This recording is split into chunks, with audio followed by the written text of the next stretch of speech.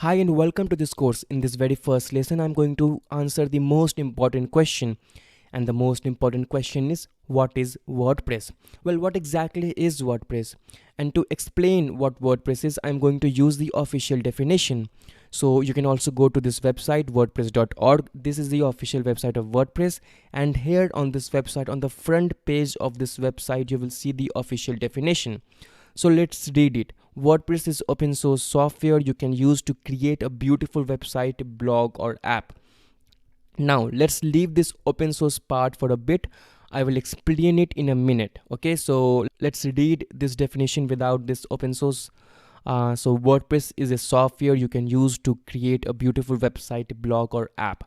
And that's what it is. It is just a software that helps you to build websites, that helps you to build blog, that helps you to build e-commerce application or forum application, social networking application, and different kind of web application. So it is a website builder software that helps you to create website. Okay, for example, Microsoft PowerPoint, it's a wonderful software and it helps you to create presentation. It helps you to create PowerPoint presentation. Microsoft Excel, it helps you to create spreadsheets, right? Adobe Premiere Pro, it helps you to edit videos. Just like that, WordPress is a software, and instead of editing videos, instead of creating spreadsheets, instead of creating PowerPoint presentation, WordPress is used to build websites. It is used to build blogs. It is used to build web application. Now let's talk about this open source. What does this even mean? Okay, so well, every single software in this world is built using a programming language, and every single software is nothing but lines and lines and lines of code written in a programming language. So what this open source mean is that the source code, the entire code of WordPress, okay, the entire code of WordPress, the entire coding of WordPress is available for free. You can see the code, you can modify it, you can redistribute it, and that's what open source means. It means that the source code is open to all. Okay, the entire coding is open to all. It's available for free. You can use it, you can view it, you can modify it, you can redistribute it, you can do whatever you want with it. Okay, that's what open source means. It means that the software, the entire coding of the software is free to use. It is free. You are free to modify, you are free to redistribute it. That's what it means. Okay, now if that was difficult for you to understand, then just understand that it is free. Okay, just understand that it is free. So WordPress is a free software you can use to build beautiful websites, blog, or applications. Right now let's talk about 2001 or 2002. In 2001 and in 2002, if people wanted to build a website, then at that point of time they had to learn to code. They had to learn HTML, they had to learn CSS, they had to learn PHP programming language, right? So at that point of time it was essential to learn to code. Okay, if you wanted to build website, then you had to learn to code. Right now, today, that is not the case. You can use WordPress and you can build a website with WordPress without writing a single line of code. You don't need to write a single line of code. You don't have to write a single line of code. You can build a complete blog. You can build a forum application. You can build a social networking application just like Facebook. You can build a forum like Quora. You can build a video sharing platform just like YouTube. With WordPress, you can do all of that without writing a single line of code. So WordPress is an open source software you can use to build beautiful website, blog, and application without knowing to code. And that is the final thing that you need to learn, that you need to understand. It's a free software which you can use to build websites, blogs, and application. It's the most powerful software out there to build website, and it is available for free, and you don't have to learn to code. Okay, so that's what WordPress is, and I hope that you understood it. If you have any question, leave it down in the discussion section below. And that's it. I'll see you in the next lesson. Bye. Hi and welcome to this WordPress course. In this lesson, I'm going to explain all the features of WordPress. So you can go to this wordpress.org, the official website, and then you can scroll down. And yeah, so here is the list of all the powerful feature, and I'm going to explain each of them one by one. So what does this customizable design mean? Well, it means that the design of your WordPress website, the entire look, the entire interface is highly customizable. You can customize it however you want. You can put anything anywhere, and there are thousands and thousands of free designs to choose from. So you can build anything that you can imagine. It is highly customizable. The design is highly customizable. You can put a text over here, you can put a video, you can put a image, you can do anything you want to. It's highly customizable. And the second feature is that WordPress websites are SEO friendly. Now, what does it mean? Well, SEO stands for search engine optimization, and it really means that your WordPress website can be found on the search engine. Earlier back in the day, when people were creating a website, then it was very, very difficult to be found on search engine. So they had to do a lot of customization. They had to write some code so that they can be found on this search engine. But with WordPress, you don't have to do anything. WordPress website are SEO friendly, and it is very, very easy to find you on the internet if you are using WordPress for your websites. Okay, so WordPress websites are SEO friendly. You can be easily found on the internet. Okay, now the third feature is responsive mobile site.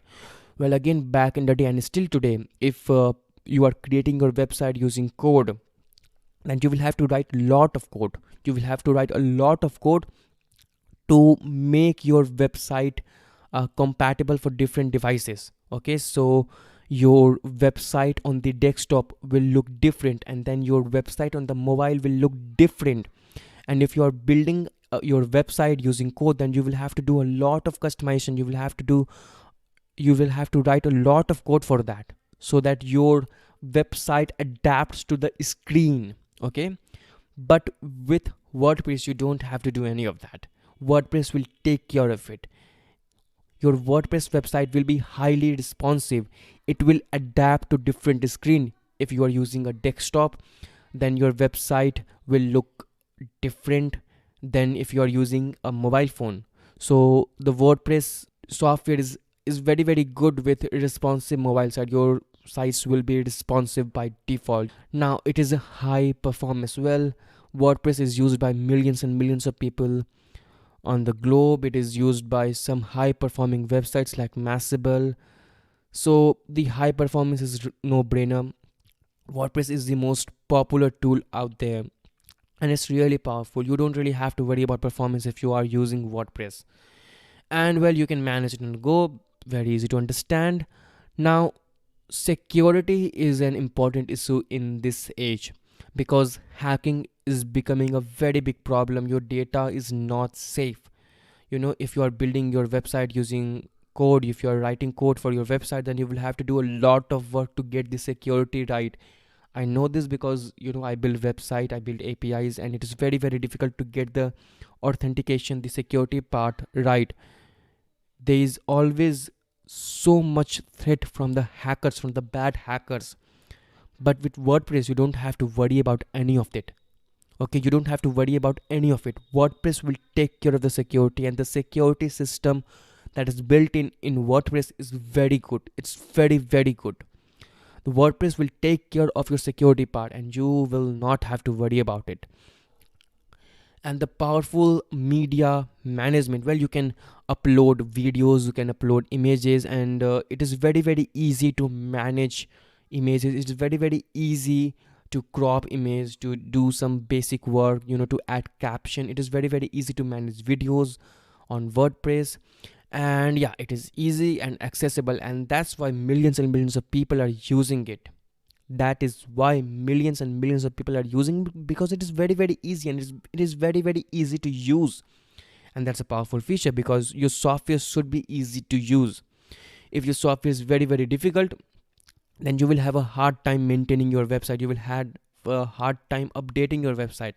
But that is not the case with WordPress. It's very, very easy to customize your website. It's very, very easy to use. It is very, very easy to create content for your website. And the best thing about WordPress is not that it is easy to use, that it has a very high security system, but You can have any feature you want because WordPress has 55,000 plugins. Now we have not talked about plugin, but in brief, plugins are extra feature that you can import in your website, and WordPress has 55,000 of these plugins. So anything that you can imagine. If you want to build an e-commerce website, you can do that. If you want to build a gallery website, you can do that. If you want to build a forum, if you want to build a social networking website, you can do all of that with WordPress. Any feature that you can imagine, you can import import those features in just a couple of clicks with WordPress, because there are 55,000 plugins. 55,000 is a big number. You can extend the feature of your website using this plugin. And yeah, so these are the powerful features of WordPress. Highly customizable, highly SEO friendly, very robust security system, very easy to use, very high performance, and on top of it, you have 55,000 plugin. So if you want to build a e-commerce website, a forum website like Quora or social network, or course marketplace, you can do all of that with WordPress. So these were the powerful feature of WordPress. Now in the next video, we will talk about who in this world is using WordPress. Alright, so that's it for this lesson, and I'll see you in the next one. Bye. Hi and welcome to this course. In this video, I'm gonna show you who in this world is using WordPress. Okay, so in the previous videos, we learned what WordPress was and what are the different features of WordPress. But who is using WordPress? Well, the Obama Foundation is using WordPress. Obama Foundation trusts WordPress for their website. Uh, the Village Voice is using WordPress. Vogue is using WordPress. The Ladybird Foundation is using WordPress. This is Finland website is using WordPress. Canada.com is using WordPress, and Angry Bird is also using WordPress. So these are pretty big names. These are big organization, and they trust WordPress for their website. They trust that WordPress is powerful enough to power their website, and they are using WordPress for their websites. It shows how powerful WordPress really is. If I scroll down, then you will see that Facebook Newsroom is also using WordPress. Sony Music is also using WordPress, and these are big name, and they trust WordPress for their website. Rolling Stone, Marginal Revolution, Children's Radio Foundation, Lady Bird, Education, Vogue, Daybreaker. These people, these organizations, these big names are using WordPress for their website. They trust WordPress for their website. They think that WordPress is powerful enough to power their website. And now let's see a different list of notable WordPress user. You can go to wordpress.com/notable-user, or you can search in Google for notable WordPress user, and then you will arrive here. So these are the big Fortune 500 name. These are big company who are using WordPress. The New York Times, CNN, Forbes, Reuters, Sony, eBay, Best Buy, Katy Perry, Jay-Z, mp3.com, music industry. A lot of the big name in music industry, they are using WordPress. Fortune 500 company, eBay, Sony, Best Buy, they are using WordPress. In news industry, the New York Times, CNN, Forbes, they are using WordPress. They trust WordPress for their websites. In the fashion industry, Style Watch and Hypebeast and these big names are using WordPress for their website. In technology, TechCrunch is using WordPress for their blog, and TechCrunch is an amazing website with lots and lots of articles on technology, and they trust WordPress to deliver that. They trust WordPress with their website, with their blog. Microsoft News, a big name with millions and millions of hit every single week, and they are using WordPress. And TechCrunch also has millions and millions of users, millions and millions of readers every week, and they are using WordPress. They trust that WordPress is powerful enough to power their website, which is receiving millions and millions of hits every single week, and they trust WordPress. A lot of people in politics, 538, Swampland, and Political Ticker, they are also using WordPress, and some famous blog like Mashable, Buzz Machine, they are also using WordPress. So these are the big names. These are the notable WordPress user. They trust that WordPress is powerful enough, and you can trust WordPress too.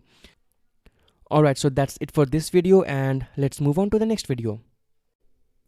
Hi and welcome to this WordPress course. In the previous video, we have learned what WordPress is, we have learned the features of WordPress, we have learned who is using WordPress. But the important question that you must ask is, why should you use WordPress? What are the technical aspects? So those people are using WordPress, but that does not mean that you have to. So why should you use WordPress? What are the technical reason that you should use WordPress? What are the reason? Okay, so let's talk about all those reasons. You should use WordPress because WordPress is free and it is the most powerful website builder out there. It is the most powerful builder out there, and it's free. You don't have to pay a single penny to use WordPress. You don't have to pay a single penny. And 43% of all the website, 43% of all the website on the internet is built using WordPress. And it shows you how popular WordPress is and how powerful WordPress is. Your WordPress is powering 43% of all the website on the internet, and it is very, very easy to use and very, very easy to learn. You can learn WordPress in a week, and using WordPress is also very easy, and that's why 43% of all the websites on the internet are using WordPress, because it is very, very easy to use and it is highly customizable. I told you in the features lesson that you have thousands and thousands of designs, you have 55,000 plugin. So WordPress is highly customizable, and it is also very SEO friendly. If you are building a website, then you want people to find you on the search engine. You want that because your business or your reach depends on your SEO. And WordPress is SEO friendly, and that is one more reason to use WordPress. And WordPress is very, very safe, and it is very, very secure. WordPress has a very robust security system. I've already talked about this, right? You remember, right? So WordPress is very, very secure. You don't have to worry about the security aspect at all. WordPress has a very robust security system. Just make sure that your password is long, normal password. Just don't type 1 2 3 4 5 6 7 8 in your password. Just have a good password and your website will be safe. WordPress is very safe when it comes to security, when it comes to hacking. And there is one more reason why you should be using WordPress, and this is a very, very important reason. It's a very important point. You should be using WordPress because of the community. Because 43% of the internet is using WordPress, and that means that all the question, all the problem that you are running into, all the questions that you can think of, they are already answered, because WordPress community is very, very huge. It's very huge. All the solutions of all the problem, all the answers of your question, they are already available out there. They are already out there. You just have to search for it and you will get your answer. WordPress has a very large community support. So this is one more reason why you should be using WordPress. And if you are still not convinced, then just take my word for it. Just trust me. I will teach you WordPress, and WordPress is the best tool out there. Alright, so that's it for this video, and let's do some real stuff. Let's install WordPress on our system. Alright, all of that in the next video. Bye. Hi and welcome to this course. In this video lesson, we will begin the process of setting up WordPress on our machine. So before we install WordPress, before we run WordPress on our machine, we need one software. We need one software to run WordPress on our computer, and that software is a localhost. It's a localhost software. But what is a localhost software? Well, I will give you two explanations. First, a simple explanation and then a technical explanation. So let's go with the simple explanation first. So a localhost is a software which is required to run WordPress on our computer. If we want to install and run WordPress, then we need this software. We need to have this software installed if we want to run WordPress on our computer. And that was a very simple answer. Okay, so it's just a software. Localhost is just a software which we need to install first if we want to run WordPress. That's it. A simple answer, a simple explanation. But Now let's go with the let's understand the technical answer. Let's talk about the technical explanation of localhost. Okay, so WordPress is a software, right? It's a software that is used to build websites, and like every other software, it is built using a programming language. It is written in a programming language, and WordPress is written in PHP programming language, and it uses MySQL database. So in order to run WordPress, we need to be able to run PHP and MySQL on our machine. We need to be able to run PHP language, we need to be able to run PHP code on our machine, and we need to be able to run MySQL. We need to have MySQL database on our system. And to run PHP code, we need Apache server. And to run MySQL, to use MySQL, we need MySQL server. So WordPress is built using PHP language and MySQL database. Okay, that much is very much clear. So these two component, we need to be able to run these two component. And to run PHP, we need Apache server, and to run MySQL, we need MySQL server. And so your localhost is just a complete package of all these things. So your localhost will contain Apache server, it will contain MySQL server. So that's why we need, because it's a whole package which contains all the things that are required to run WordPress. It contains the Apache server, which will run PHP code. It contains MySQL server, which has the MySQL database. So it's a complete package which has all the things that is required to run WordPress. That's it. And if you did not understand the technical answer, just understand that a localhost is a complete package which contains the Apache server and the MySQL server, which is very much required to run WordPress. Or just understand that it's a software which contains all the things that is required to run WordPress. Okay, and that's what it is. And we have a lot of option for localhost. We have lots and lots of localhost. We have XAMPP, we have XAMPP, and we have MAMP. If you want to use XAMPP, you can go with XAMPP. If you want to use MAMP, then you can install MAMP. But in this course, I am going to use XAMPP software, because this software is available for Windows, Linux, and Mac. Okay, so it's available for all the system, whereas XAMPP is just available for Windows and MAMP is just available for Windows and Mac. Okay, but this XAMPP is available for Windows, it is available for Linux, and it is available for Mac. So XAMPP is available for all the three major operating system. Okay, so just go to Google and search for XAMPP, and we are going to download XAMPP in this video. So just click on this first link, apachefriend.org, and then click on XAMPP for Windows, and this will start the download process. I am not going to download it because I have already downloaded it, so I'll just cancel it. And in the next video, I'm going to install XAMPP on our machine. I will show you the entire installation process. It's no brainer. If you are using Windows, you can install it yourself, but if you really want to watch me install it on my machine, then you can do that as well. Okay, so let's move on to the next lecture, where we install XAMPP on our machine, where we install localhost on our machine. Okay, let's go to the next video.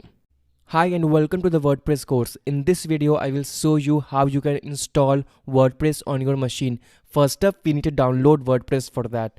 So just go to the official website wordpress.org, and then click on this button over here. Click on Get WordPress. And now you will arrive at the download page.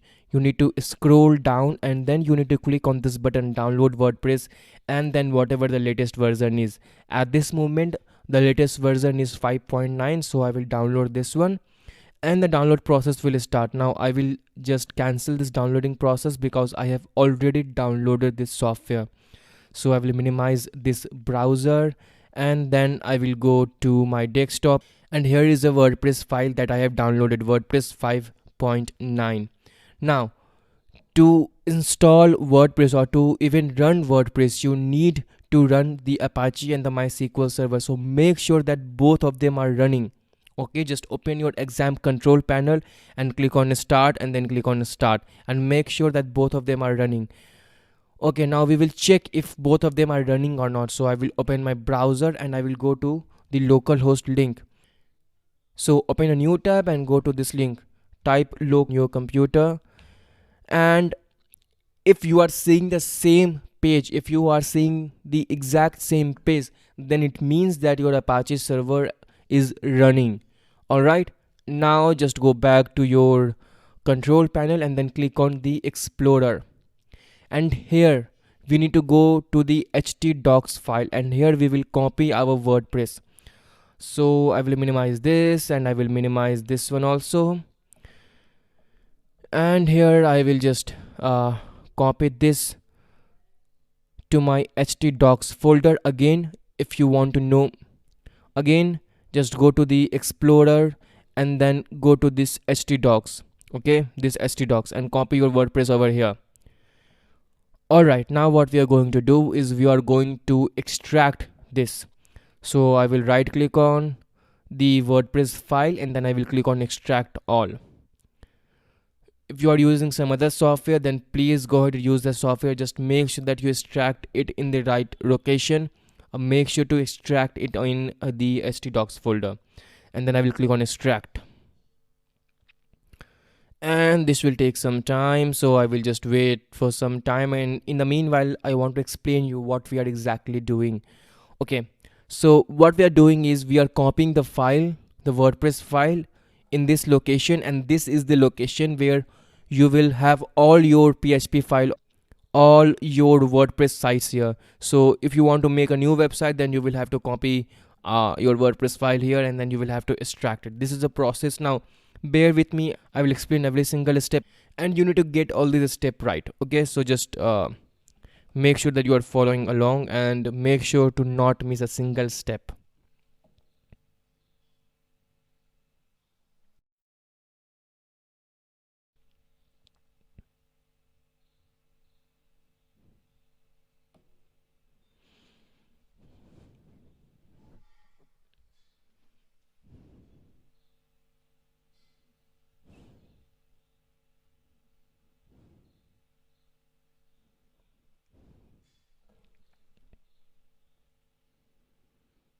Alright, here is our file, and I will close this window, and this is our file. So I will now delete this one. So right click and then click on delete. We don't need that anymore. And I will go to this folder, and then I will go to this folder, and these are your WordPress file. Now what we need to do is we need to cut this. So just right click and click on cut and go back, and then we need to paste this here.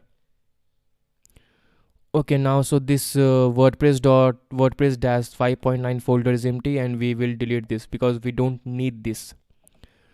So this is our folder, and inside this folder we have all this file.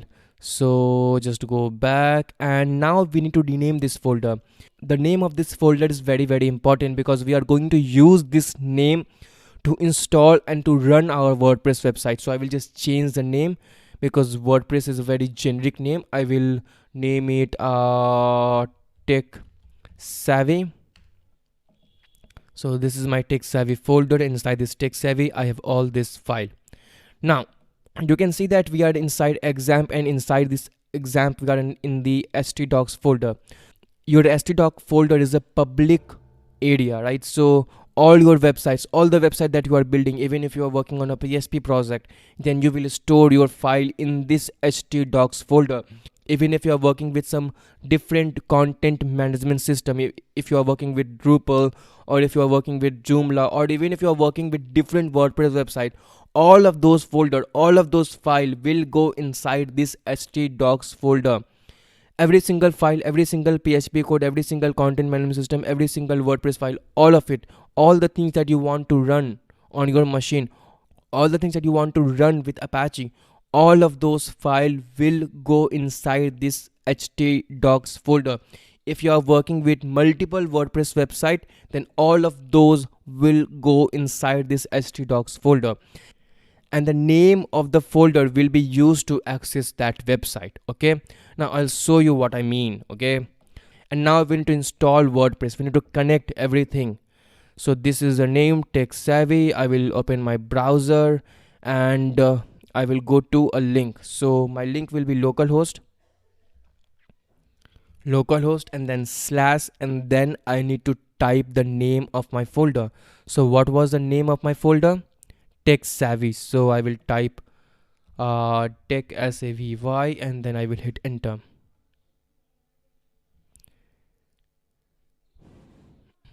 And here we go, we have arrived at the WordPress setup page. So choose your language, I will choose English, and then I will click on continue, and then I will click on let's go. Alright, so here you need to type the database name, you need to type the database username, and then you need to type the database password. And we don't have to worry about this database host and this table prefix. This is not something that we have to worry about. We just have to worry about these three things. So we don't have the database name because we haven't created it yet, and we don't have the username, and we don't have the password. So where would we get it? Well, for that you need to go to this link. So go to localhost. So localhost and then slash php my admin. Localhost slash php my admin. Just go to this link, and here you will arrive at your php my admin page. To create a database, you need to click on this database option here, and here you can create your database. You can type your database name. So I will type Tech Savvy, and then you can click on create. You don't have to worry about this option. Just type your name here and then click on create. So I will click on create, and my database name is Tech Savvy. Just remember the name. So I will just go to this page, and my database name is Tech Savvy. Just like that, I will type my database name, and now we need to get the username and the password. So again, click on this php my admin, and now we need to get the username and the password. So just click on user accounts, and now we have arrived at the user account overview page. So here we have the username as root, and there is no password. So there is no password. Alright, so let's just go back and type the username. The username is ROOT, and there is no password. So just leave this empty, no spaces, nothing. Just leave it empty, and then click on submit, and then click on run the installation. Alright, here you need to type your site title. So I will type Tech Savvy, and you need a username. So I will type my username Subham, and then you need to type some password. So let me remove all of that. 1 2 3 4 5 6 7 and 8. And yes, confirm use of weak password. Now if you are building a live website, if you are doing this online, then make sure to type a strong password. Alright, make sure that you type a strong password if you are building a live website, or even if you are planning to import this website or get this website online, then make sure to type a strong password. This is not a strong password. I am doing this for just this course purpose only, so I don't need a strong password. And here you need to type your email. I will type my email.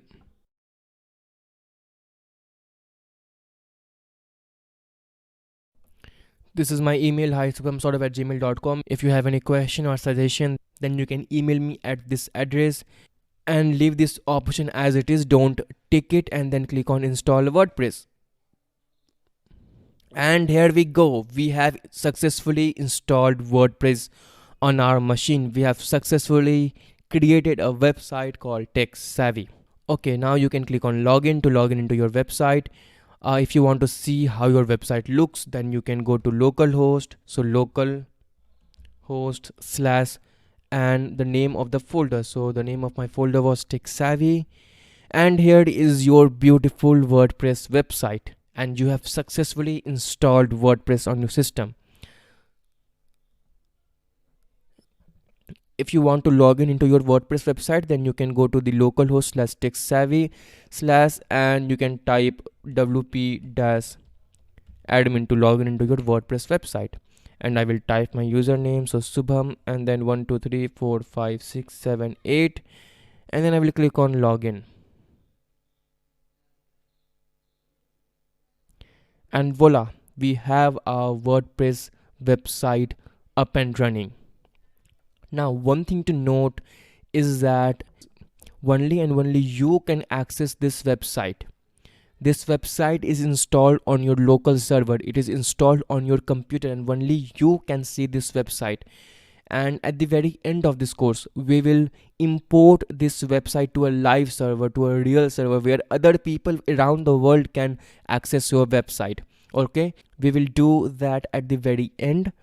So don't try to use somebody else's computer to access this website, because only you have access to this website because it is installed on your local system, on your local host. Alright, so in this video we successfully installed WordPress on our machine. If you had any trouble installing WordPress on your machine, then make sure to let me know in the discussion section below. If you have any question, also make sure to let me know in the discussion section below. And that's it for this lesson. I'll see you in the next one. Bye. Hi and welcome to the WordPress course. In this video, I will give you a quick overview of the WordPress dashboard and then we will clean up our website.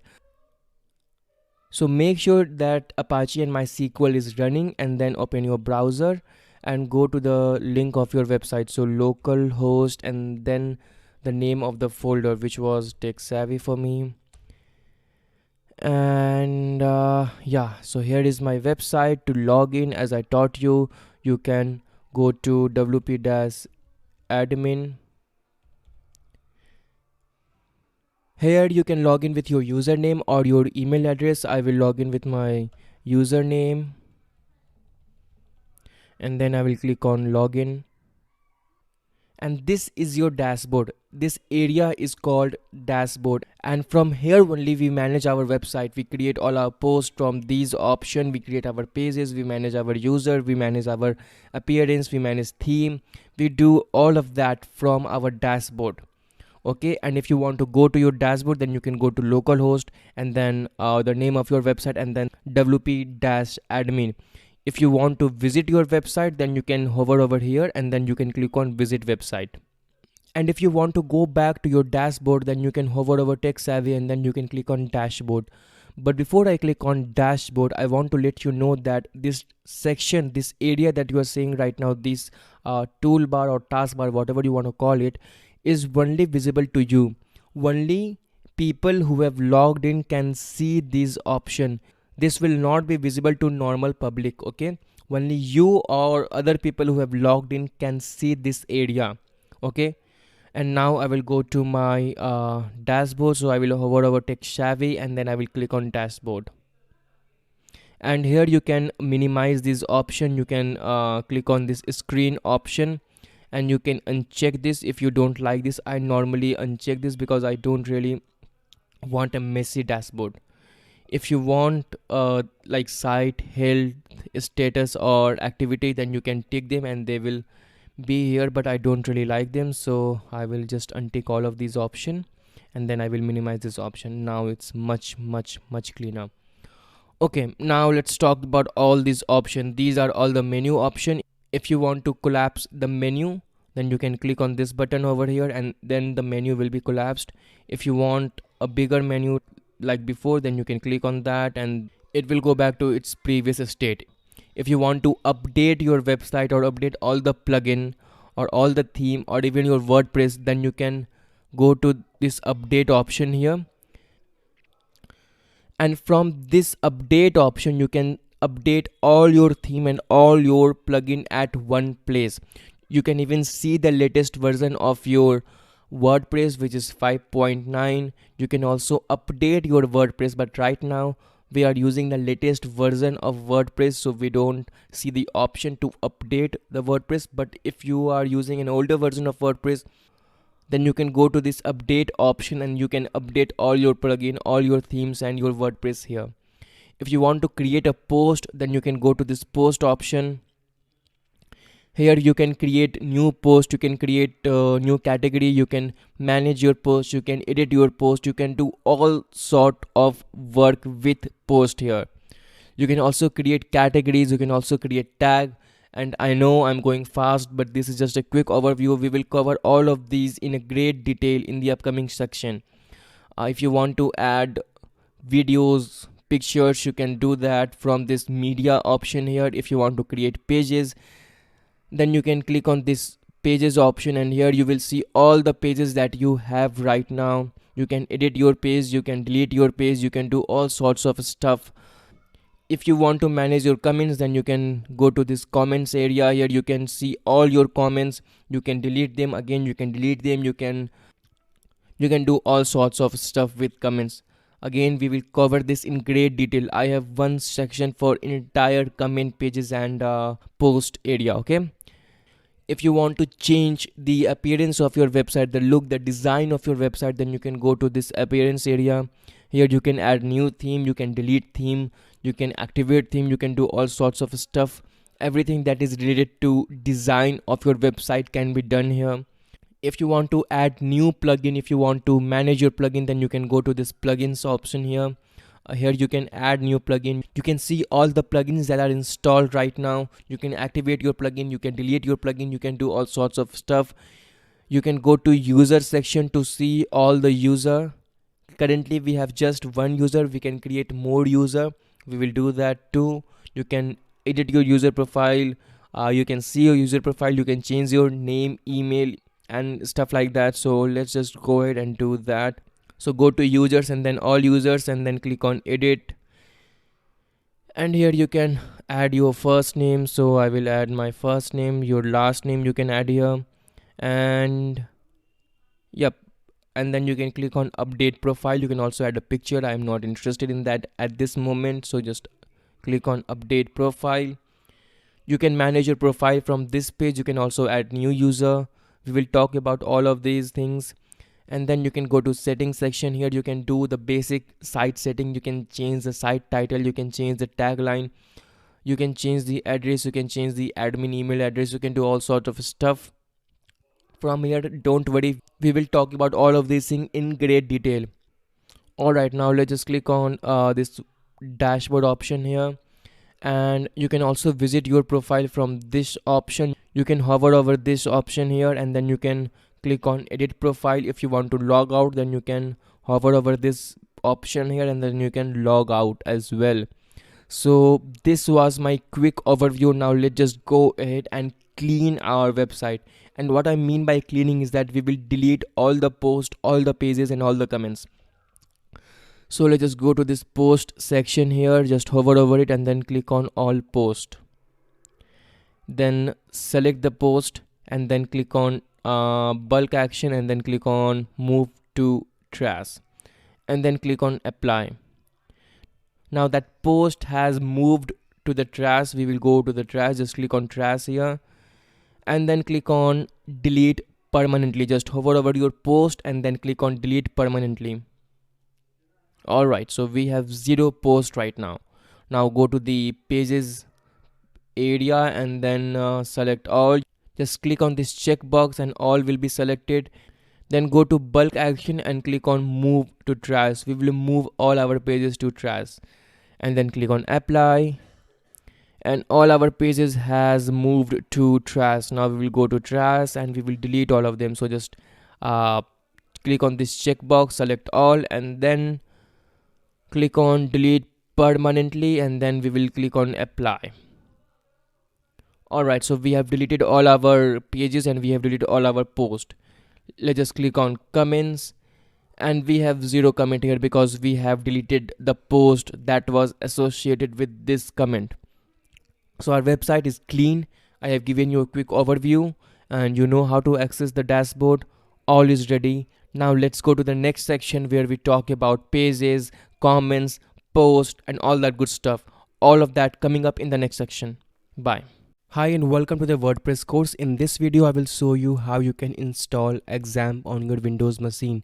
If you are using a Linux machine, then please go ahead and download the Linux version and install it on your computer. If you're using a macOS machine, then please go ahead and download the macOS version and install it on your computer. The installation part is really easy. You just have to double click on the installer and then click on next, next, next and install. It's really simple. You know how it is. Alright, enough of me talking. I will now show you how you can install it on a Windows machine.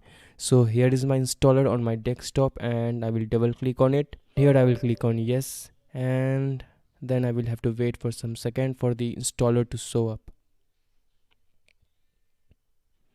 Alright, the installer is here, and yeah, continue with installation, yes.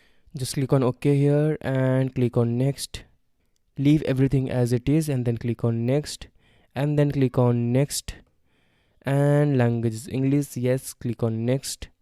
First untick this, because if you don't untick this then it will open a web page and we don't want that. And click on next and click on next, and the installation has begun.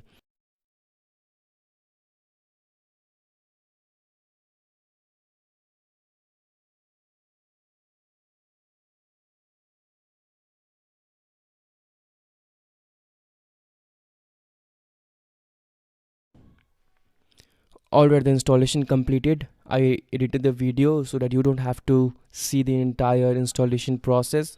Again, if you are having any trouble installing the software, do let me know in the discussion section below. And yes, we do want to start the control panel now, so just make sure that this is ticked and then click on finish, and this will start our XAMPP control panel. And here it is, this is our control panel, and this is the Apache server which will help us to run PHP code, and this is MySQL which will help us to run MySQL. And PHP and MySQL are both required to run WordPress. They are both required to run WordPress. So let's just start the Apache server and let's just start the MySQL server. And yeah, that's how you start these two things. If you want to stop it, then you can just click on stop and stop. Alright, that's it for this video. In the next video, I will show you how you can install WordPress on your system. So that's it for this video, and I will see you in the next one. Bye. Hi and welcome to the WordPress course. In this video, I will show you how you can create a post in WordPress. In WordPress, there are multiple ways to do a single thing. I will show you all the ways you can go about creating a post. The first way is you can hover over this new button and then you can click on post. The second way is you can hover over post and then you can click on add new. The third way is you can just click on post and then you can click on add new. So I will click on add new. And I will close this window. So this is our block editor. This is the new latest editor that WordPress has to offer. Here you can enter your title. So I will enter first post on this site. And now I will explain you this block editor. So listen very carefully, and you might have to watch this video again because this video is going to be long and intensive. Okay, so how to write a paragraph here?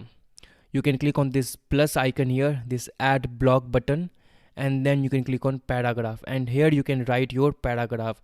So I will get some dummy text. So lodum ipsum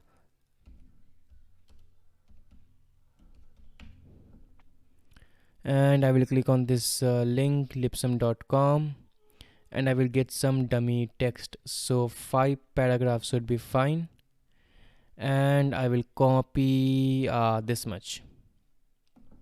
Okay, copy, and then again to create a paragraph, to add a paragraph, you can click on this add block and then you can add a paragraph block. So I will add a paragraph block, and here is my paragraph.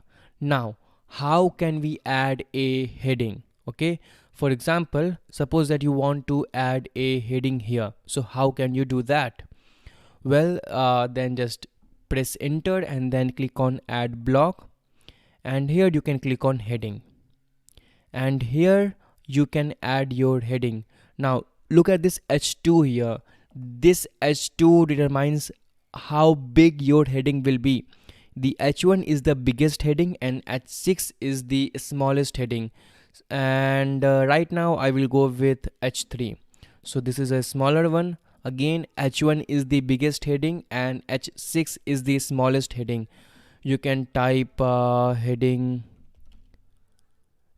3. Yeah, let's go with heading 3.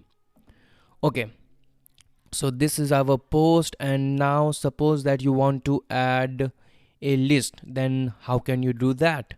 Well, to add a list, first up go to the place where you want to add a list and then hit enter, and here we will add a new block. To add a new block, again just click on this icon, this add block button, and then click on list. Here you have two options. The first one is unordered list and the second one is ordered list. So first up we will go with the unordered list. So just click on that, it is already selected, and here you will say item 1, then item 2, then item 3.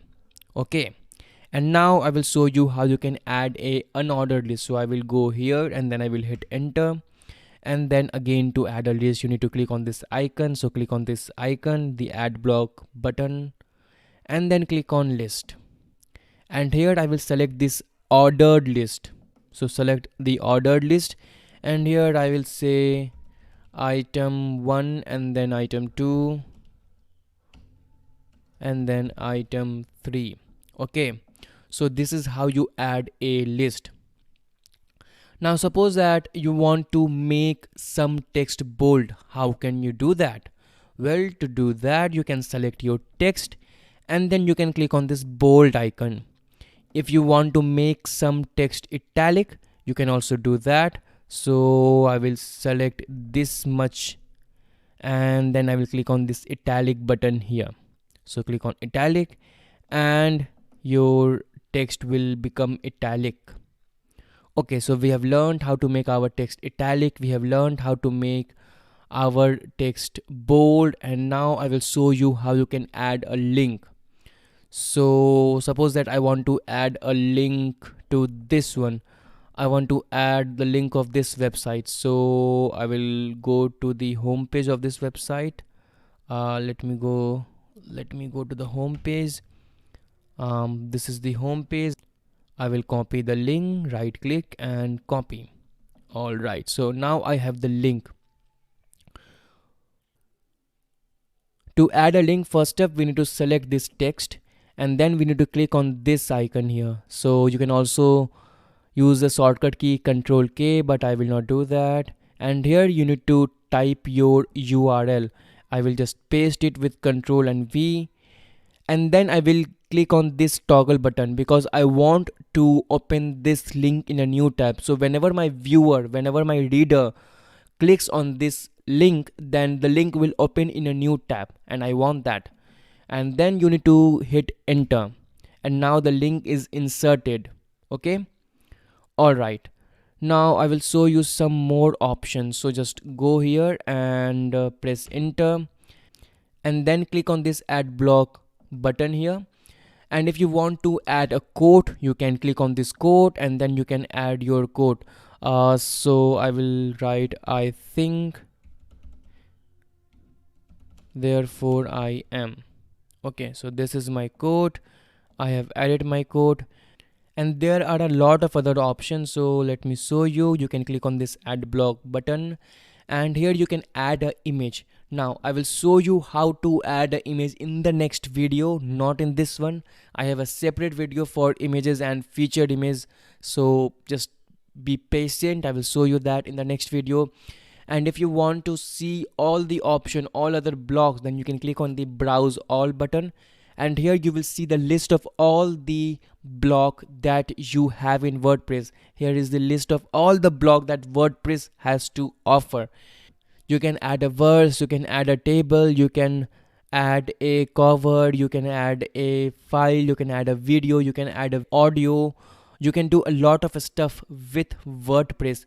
But in this video I'm not going to cover all of them because the video will become very long and I don't want that. And this particular video is about post, it's not about the block editor. But if you want to learn about all the options in the WordPress block editor, then do let me know in the discussion section below, because all the options, all the block item that I've shown you, these are the items which you will be using 95% of the time. But if you want me to explain all the block item, then do let me know in the discussion section below. I will make a separate section explaining all the block item that WordPress has. Okay, but for this video this is enough. Alright, so we have our post ready. Now if you want to change the text color of the entire block, then you can just select your block. So I am right now selecting this block. You just have to click somewhere in the block and then you can click on color.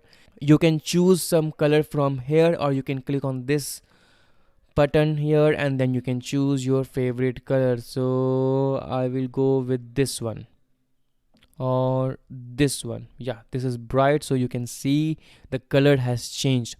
If you want to choose a background color, then you can do that as well. You can click on this background color and then you can choose any color you want, but I'm not going to do that because this is looking very ugly. So white is fine for me. And I will again select this paragraph block and then I will go to color, and here you can also change the color of the link. So if you want to change the color of this link, right, so just click on this block, this paragraph block, and then click on color and then scroll down and you can change the color of the link, which I will do. So I will click on this blue color and the color of the link has changed. If you want to change the text size, you can do that as well. You can select this 4 size, you can select 2, you can select 1, or you can select the smaller size, but I will go with 2. Okay, and you have some advanced option here as well. You can click on advanced and you can write some HTML code, you can write some CSS code, but this advanced option is out of the scope for this course. We are not learning HTML or CSS here, but I just wanted to show you that option. Okay, so we have covered all the major topic, we have covered all the major thing, but there is one thing that is remaining. So what if you want to change the alignment? How can you do that? To change the alignment, you need to select your text. So I will select my text and then I will click on this button here. Here you have 3 alignment. The paragraph block is currently left aligned.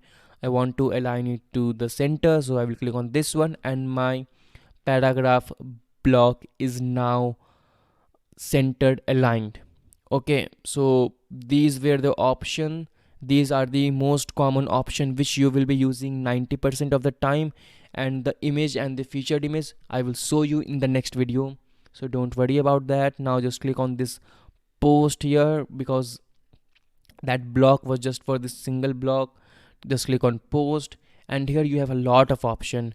Here you have category, you have tag, you have featured image, you have excerpt, and if you want to write a excerpt you can do that as well. It's not required, it is optional. If you want to write some, you can do that. So I will just copy this much. I will copy this much. I will control C and I will control V here. So this is my excerpt, and if you want to add some tag you can do that as well. So I will write Android and then I will hit enter. So I have added one tag and then OS, enter, mobile. So I have added 3 tag. If you want to create a category you can do that as well. Just click on this category here and then click on add new category, and now I will assign a category to this blog post, and you don't have to worry about it. We will talk about category and tag.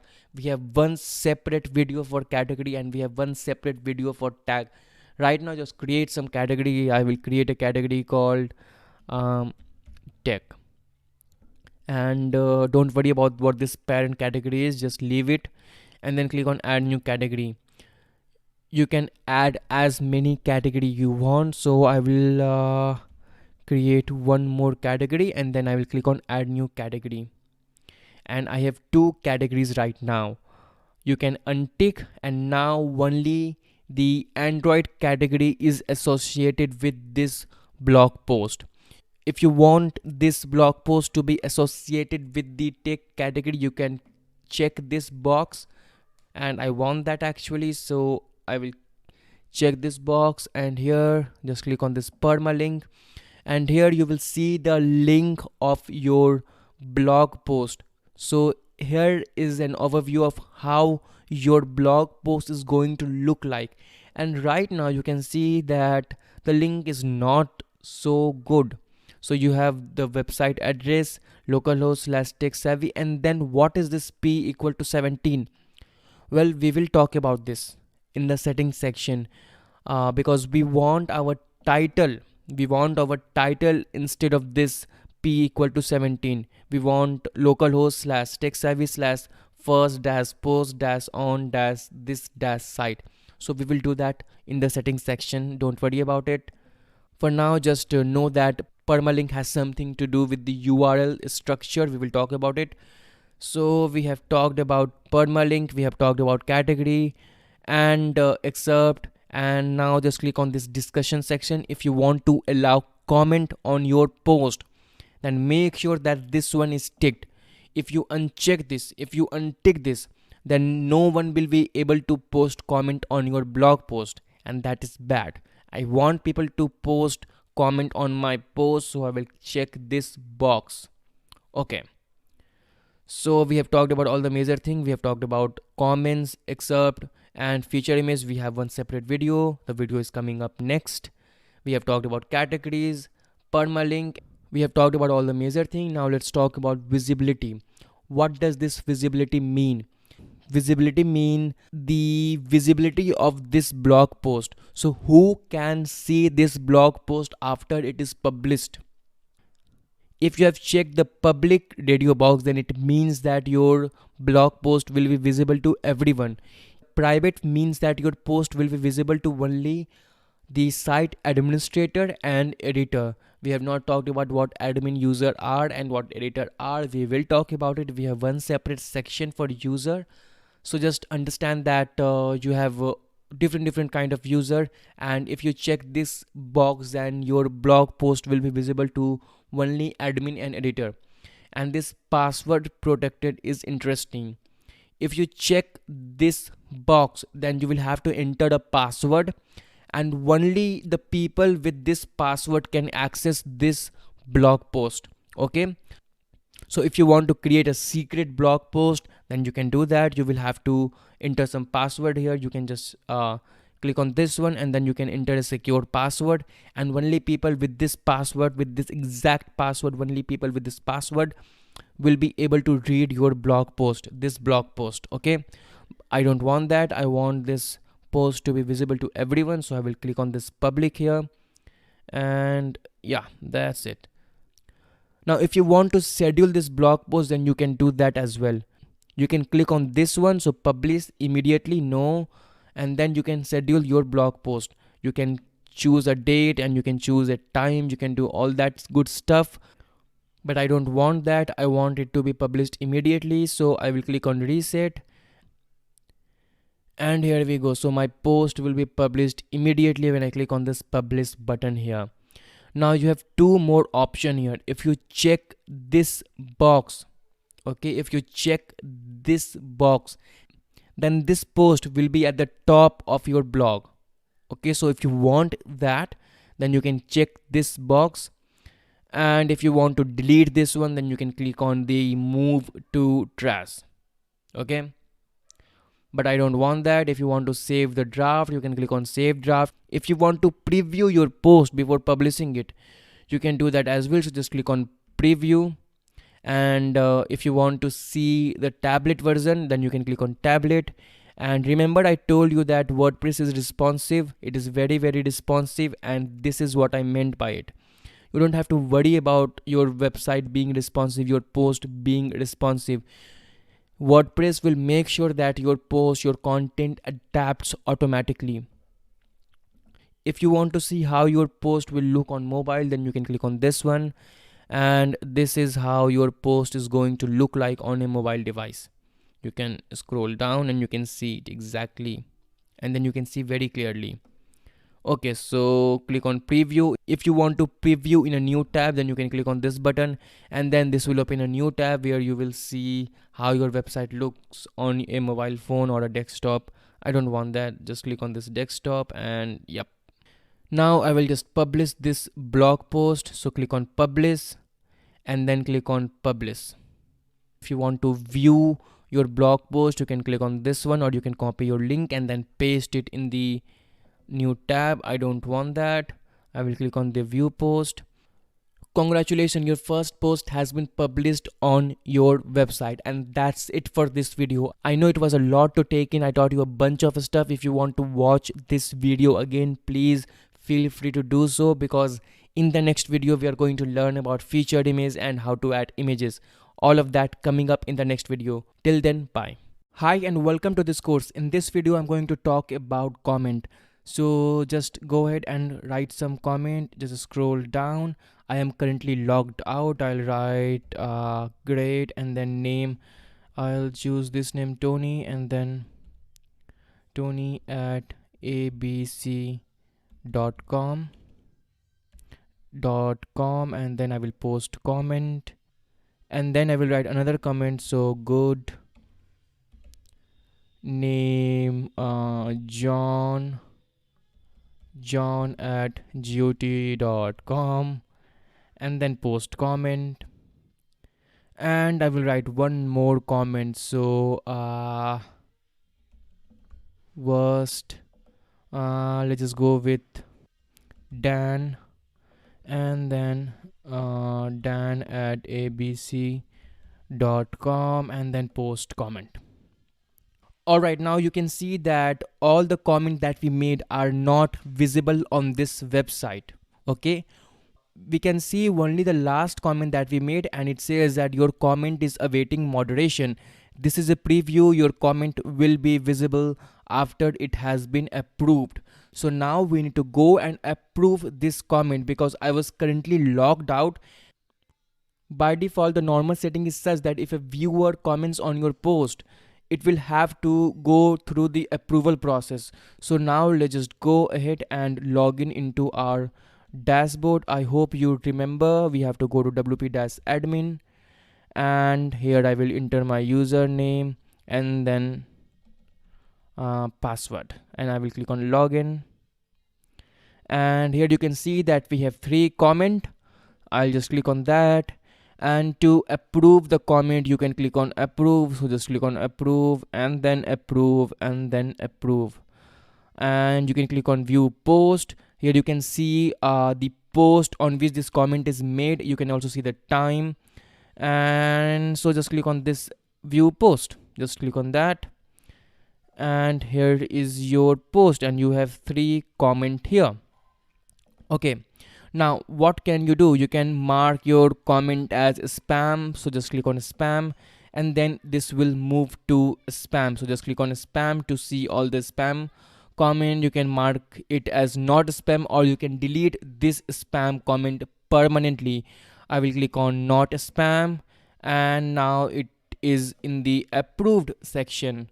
If you want to delete this comment, you can click on trash. If you want to edit it, then you can click on quick edit, and here you can quickly edit the comment. I will click on cancel. I don't want to do that. You can also click on edit, and then this will take you to a page, and here you can edit your comment again. I'm not going to do that, so I'll just click on comment here. If you want to, you can do that. You can also reply to all the comment in one place, and this is the best thing about WordPress. You can just go to the comment section, and then you can reply to all the comment. You don't have to go through each post individually and reply to all those comments. You can do all of that from here. So I will reply to this comment. I'll click on reply, and I will write thanks, and then I will click on reply, and this comment has been added. You can see that it is in reply to John. So I'm replying to this comment from John at got.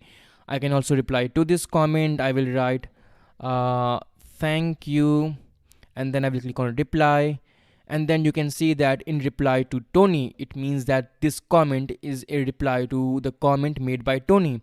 Now let's just go ahead and view it. So I will go to this page, and then I will click on refresh. Here you can see that the comment that I made has been added. You can see that here, and then you can see that here. Alright, let's just go to the comment section. If you want to delete multiple comments, you can click on the checkbox like this, and then you can go to this bulk option here, and then you can move them to trash. You can also mark them as spam. You can also approve, you can also unapprove. So you can do all kind of bulk action when you check or tick multiple comment. You can select all and then you can approve all comment like this, or you can also unapprove all comment like this. So let's just click on unapprove and then click on apply. And now if I go back to this post, you will see that all the comment has disappeared because I have unapproved all the comment. So now let's just approve all of them and then click on apply, and all the comment has been approved, and you can find all the approved in the approved section, right? So this is the approved comment section. All the comment which are approved will be here, and all the comment including the approved and the unapproved will be here. Right now we only have all the approved comment, so let's just click on unapprove, and now you have only 4 in approve and 5 in all. You can also click on this mine button, and here will be the list of all the comment that you have made. Alright, this is all that you need to know about comment. I'll just click on approve, and yeah, that's it for this video, and I will see you in the next one. Bye. Hi and welcome to the WordPress course. In this video I'm going to show you how you can upload your media and do some basic editing. So just hover over media and then click on library, and here is a list of all the images that you have uploaded. If you want to add new image, then you can hover over this media option and then you can click on add new, or you can also click on add new from here. So I will click on add new here, and then I will click on select files, and here I will select two file. I will select this one and this one, both of them which I downloaded in the last video. I will click on open, and both of them are now uploaded. If you want to edit your image, then you can click on your image, and here you can add your caption, you can add your description, you can add your alternate text. Again, you should add some alternate text. Okay, you can also do some basic editing on your image. You can crop your image, you can change the size of image, you can click on this edit image option, and you can do all of that. I will show you that when we upload this website on the internet. Right now I can't do that on my local host for some reason. So that's it for this video, and I'll see you in the next one. Bye. Hi and welcome to the WordPress course. In this video I will show you how you can edit your post and how you can add a featured image and how you can add a image. So to see all your posts, just hover over post and then click on all post. And here is our post. We can click on edit to edit this post, so click on edit, and now we are going to add a image, and I want to add a image here. Yeah, here. So just hit enter and then click on this plus icon to add a block, and then click on this image one. And here you have three options. You have the upload option, you have the media library option, and you have the insert from URL option. If you want to insert some image from some URL, you can click on this one. And if you have already uploaded all your image through the media option, then you can click on this media library, and then you can select from the already uploaded image. But I have not uploaded any image, so I will click on this upload button, and here you need to upload your image. So I will go to my pictures folder and I will select this one. Okay, so here is my image.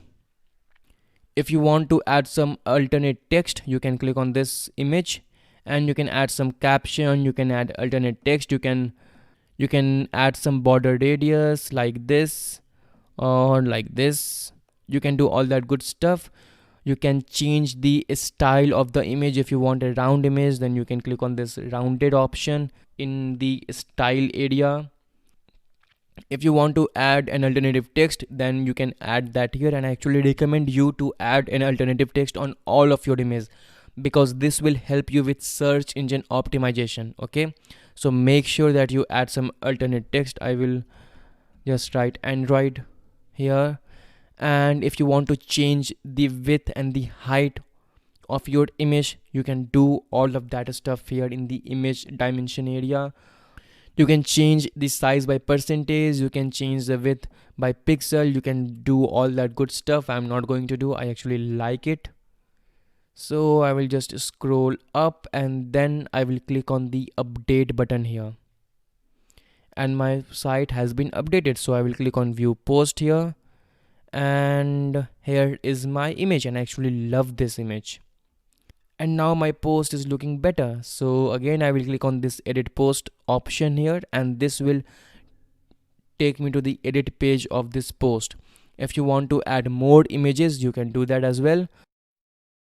You can click wherever you want to add an image, and then you can click on this add block, and then you can click on the image option. I will add one more image because I want to show you the difference between a featured image and a normal image. So I will choose this one, and then I will click on open, and I will make it rounded and no border, because it is already rounded, so border radius is not going to work on this style. It only works on the default option. And no alternative image, but I actually recommend you to always write some alternative text on your image. It is very important, it will help you with search engine optimization. Okay, so I will click on update, and then I will go to this post option here, and now I will show you how you can add a featured image. So to add a featured image, just go to this option, go to post, and then scroll down and then click on set featured image.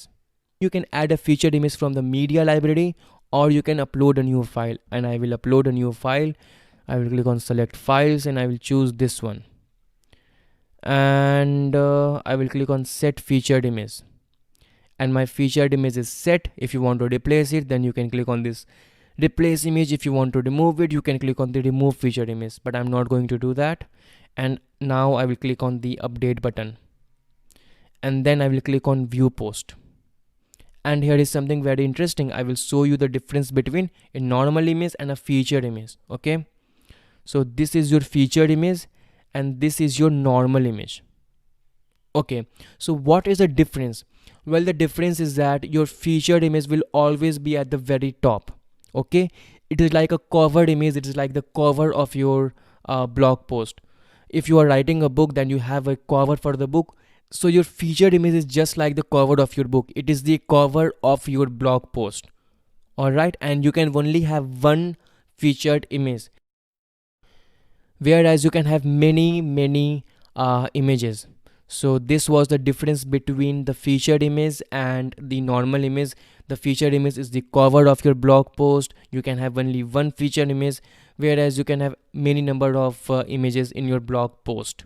Okay, and your featured image will always be at the very top. Okay, all right, so in this video I taught you how to add a featured image, how to add an image, and what is the difference between a featured image and an image. And that's it for this video. In the next video we are going to talk about categories. So all of that coming up in the next video. Till then, bye. Hi and welcome to the WordPress course. In this video I'm going to teach you how to get free images without getting in trouble. So you can go to Google and you can search for Pexels, Pexels, and then click on the first link, which is from pexels.com. And this is the website from where you can get all your images without paying a single penny. And the reason why I am showing this to you is that it is not a good idea to Google and get some images from Google, because they might have some copyright issue and you might get into some legal trouble. So always go to these websites and download your images from these websites. The first website which I would like to show you is Pexels. You can search for anything here. I will search for Android and I will select this image. I will click on that, and I can download the original version, the large version, the medium version, or the custom size. I will just click on the medium version, and then I will click on free download. And the thing about these websites is that you can use them for free. Okay, you don't have to pay a single penny for using these images. So let's just go ahead and download the medium version. Click on download.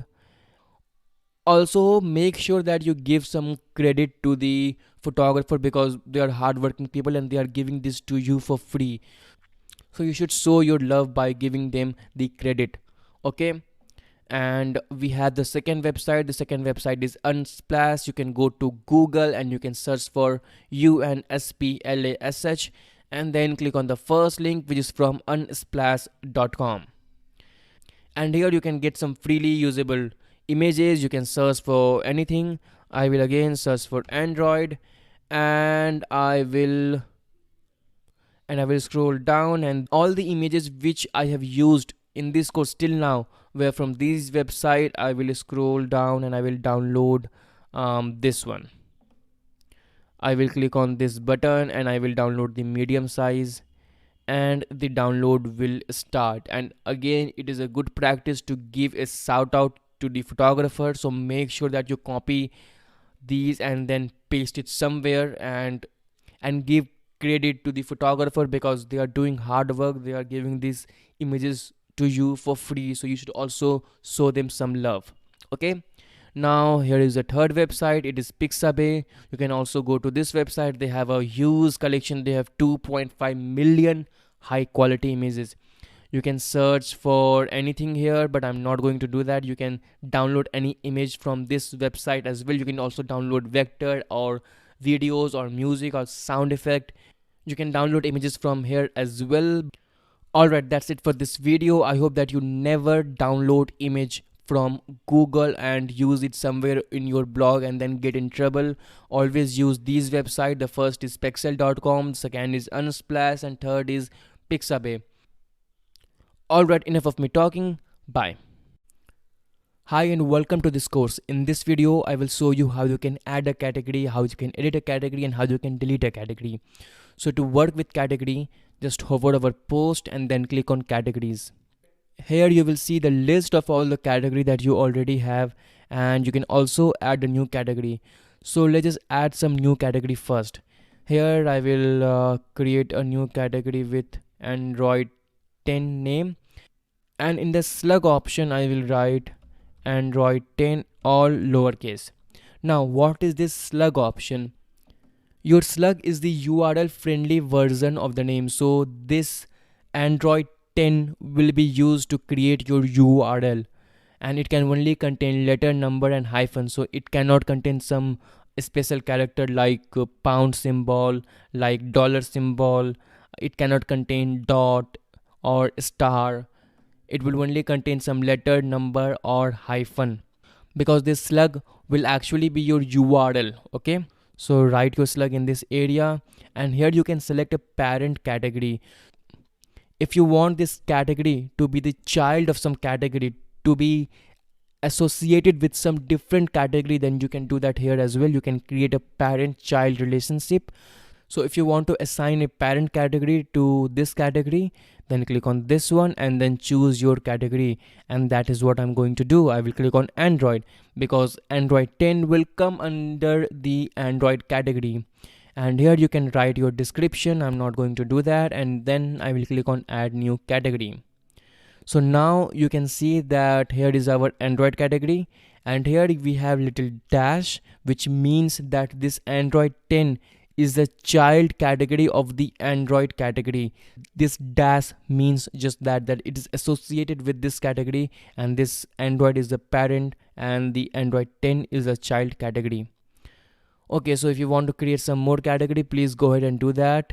And if you want to edit your category, then you can click on this edit button here, and then you can edit your category. You can assign a parent category, you can do all that stuff. You can also delete your category, which I'm not going to do. I will just click on update without changing anything, and then I will click on this go to categories. I actually want to edit this category.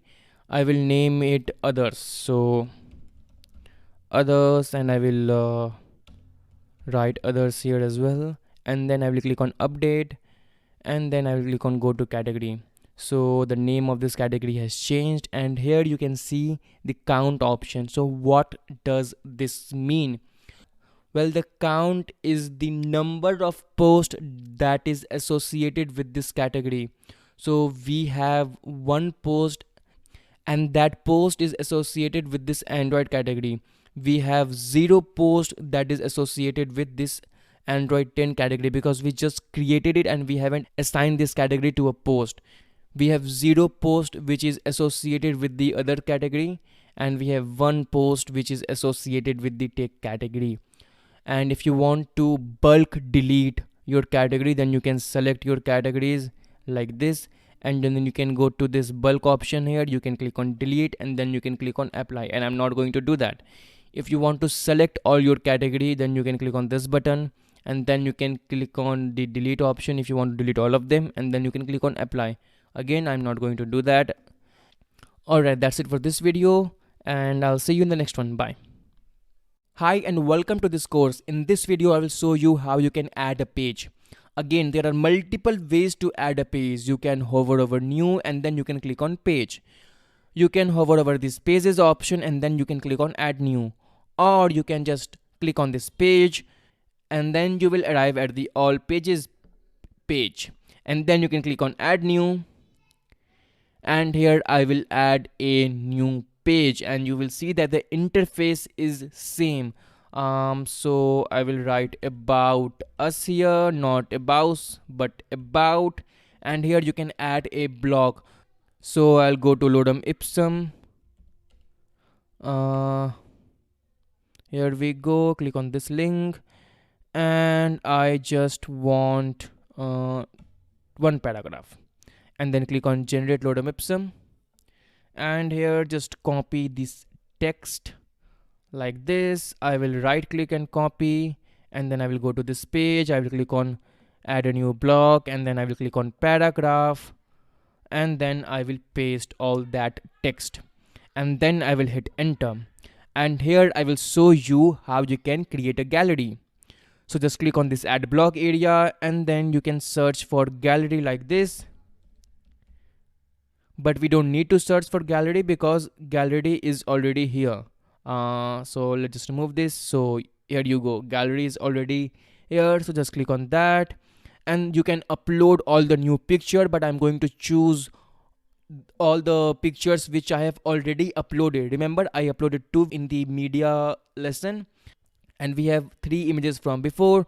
So just select all of them like this, and then click on create a new gallery. So click on that button, and then click on insert gallery. You can write a caption here in all of these images. I'm not going to do that.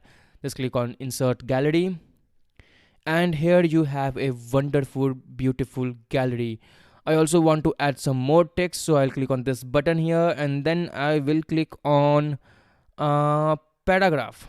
Okay, and then I will go here and I will copy this text again.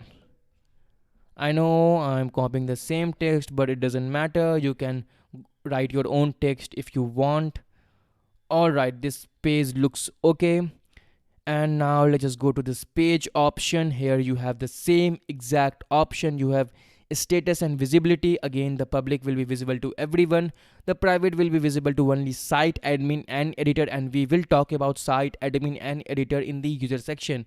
You have the password protected option where you will have to enter a password, and only people with that password will be able to access this page. I don't want this. Okay, so I'll just click on that, and here you can schedule your post, and I don't want to do that. Scroll down, we will talk about this pending review option in the user section. We don't have to worry about this for now. And click on this permalink, and here you can see the URL slug. So the link, the last part of the URL, the URL of this page. So when we publish this page after your website, so after Tech Savvy, it will be about us. So this will be the link of your page, of this page, right? So if your website name is techsavvy.com, then techsavvy.com/about us will be the link of this page. Okay, and this about us is the last part of the URL. So after the website name and then .com and then slash, after that part, the last part, this is the last part. The URL slug is the last part. We'll see when we talk about permalinks. You can also add a feature image. If you want to do that, please go ahead and do that. Now click on discussion, and here you can see that by default the allow comment are unticked. But why are they unticked? Well, they are unticked because we don't normally post comment on pages. Why? I'll tell you why in a minute.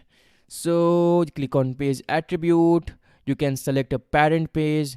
We are going to talk about it later in this course. So just ignore that for now and then click on the publish button. We will publish this page now, and then click on publish again, and now click on view page. And here you can see this was your slug and the last part of the URL. Okay, just scroll down and this page is looking okay. So now let's talk about the comment part and why we don't have comment on page. Well, normally it's not a good idea to have a comment area in your about us page or in your contact us page, because these are static content. Okay, now let's talk about the difference between a page and a post. What are pages and what are posts? Well, pages are static content. We use the pages option in WordPress to create static content. They are timeless content. Your about us page is not dependent on time. Okay, it is not affected by date, it is not affected by time, it is timeless. And this does not mean that you cannot edit your page, but it just means that it is not affected by date, like post. Now let's talk about post. So what are post? Well, think of post as articles. They are like articles, and we use post option in WordPress to write article. Okay, and articles are very timely content, they are very dynamic. For example, when we are writing an article, we write an article about Android 10, we write an article about Android 11, we write an article about Android 12, we write an article about camera feature, we write an article about new features in Android. So these are timely content, these content are dependent on time, whereas pages are static content, they are not dependent on time, and that is the basic difference. Pages are static content, they are timeless, they are not affected by time, whereas posts are articles and they are affected by time. That is the basic difference. Alright, I guess that's it for this video. In this video I taught you how to create a page and also taught you the difference between post and pages, and this is going to be it for this video, and I will see you in the next one. Bye. Hi and welcome to the WordPress course. In this video we are going to talk about tag. So just hover over post and then click on tag. Now let's talk about what tags are. So tags are descriptive title which we use to describe our post. They are like keyword which we use to describe our post. Okay, but you can see that the interface of tag is very similar to the interface of category, and they also sound similar in concept. But what is the difference? What is the difference between a category and a tag? Well, a category can hold a large variety of posts, right? So you have a Android category and it can hold a very large variety. You can have post about camera, you can have post about Android N, you can have post about Android O, you can have post about Android 10, you can have post about new Android feature. You can have a large variety of posts related to that category. A category can hold a large variety of posts, but that is not the case with tags, because they are very specific. They are like keyword which we use to describe our post. So that's the difference. A category can hold large number of posts, but tags are different because they are very specific and they are used to describe our post. Okay, now here you can add a new tag. So let's just add a new tag. I will call it Android 10, and here the slug is similar.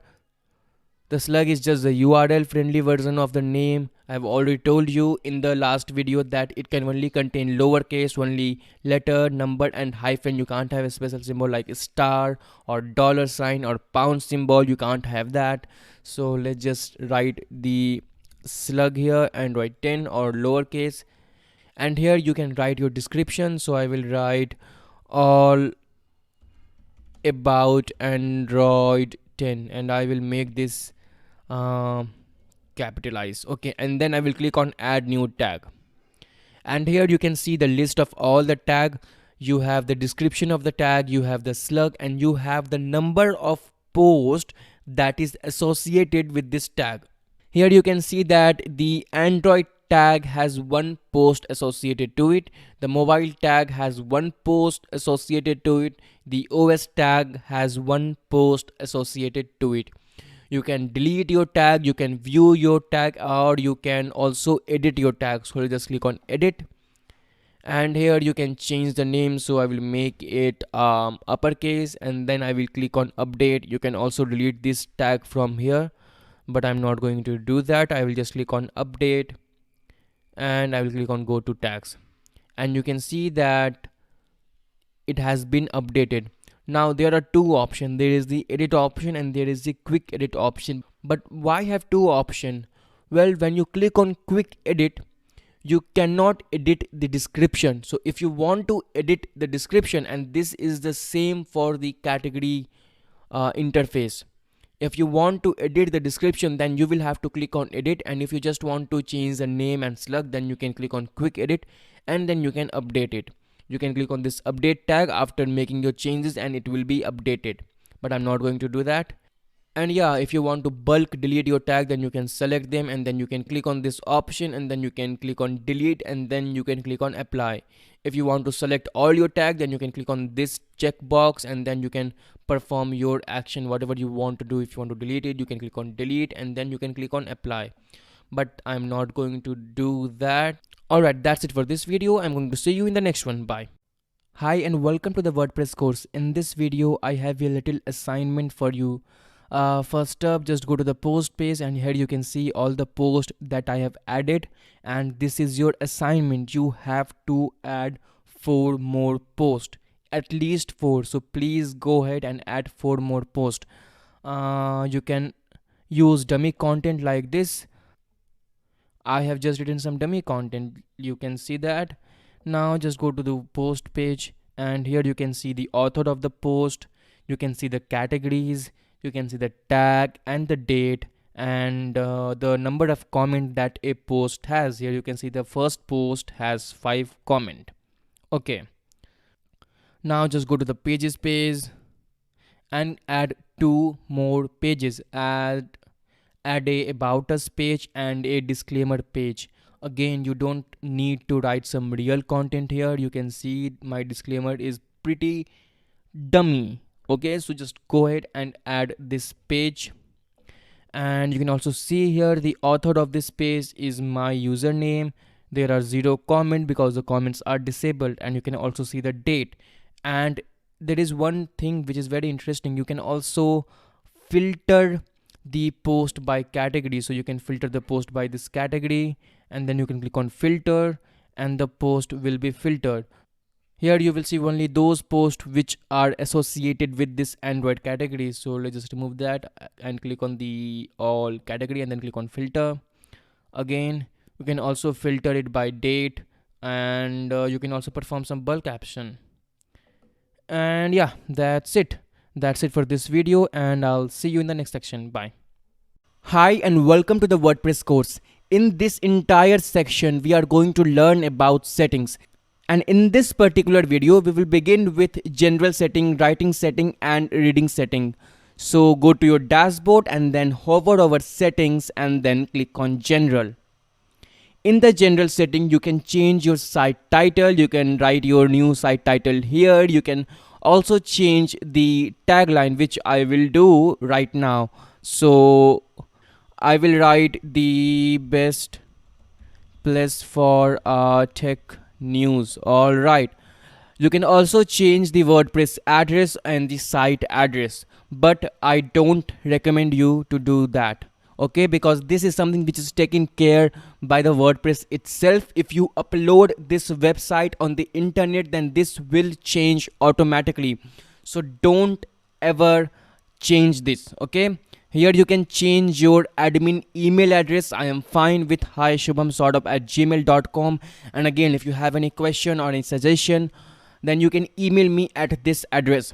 Here you can change it, but I'm not going to do so. And this one is important. The membership one is important. If you want people to register on your website, if you want your viewer, your normal visitor to register on your website, then you will have to check this box, because I want anyone on the internet, I want anyone to register if they want to. And here is a new user default role. Subscriber is fine, and we will talk about it in the next section. We will learn how we can create new user and what are the different user roles. So subscriber for now is fine. Just make sure that this one is ticked, that anyone can register. This should be ticked for that. And scroll down, here you can change the site language. This is fine for me. And here you can change the time zone. So I will pick a time zone, this one, UTC plus 5 and 30 minutes. And here you can change the date format. I am fine with this date format. I actually love this date format. If you want to change the time format, you can do that as well. I will do it. I will click on this one. I like this one better. And if your weekday starts on Saturday, then you can choose Saturday here. Mine starts on Sunday. I'll click on Sunday, and then I will click on save changes. And now the general settings has been changed. I will visit this website in a new tab, and here you can see right here in the title, the best place for tech news. The tagline has changed. Alright, now let's just go to the writing section. And here you can pick your default post category. I will pick tech here, and what will happen after you check this one? Well, whenever you are creating a new post, this tech category will be automatically selected. This tech category will be the default. Okay, this will be the default category for all your posts, and obviously you can change it. Alright, you can change that, it's not a problem. But I want my default post category to be tech, because obviously this entire blog is about tech news, so tech is fine.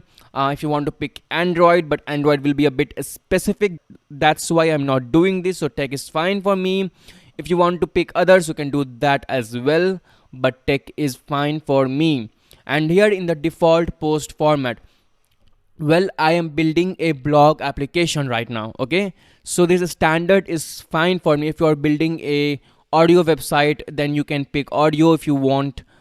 If you are building a video sharing platform, then you can pick that. If you are building a image specific website where you just post images, then you can choose these images. But I'm going to choose standard because I want the standard format. And here you can ignore this one, you don't need to worry about it at all.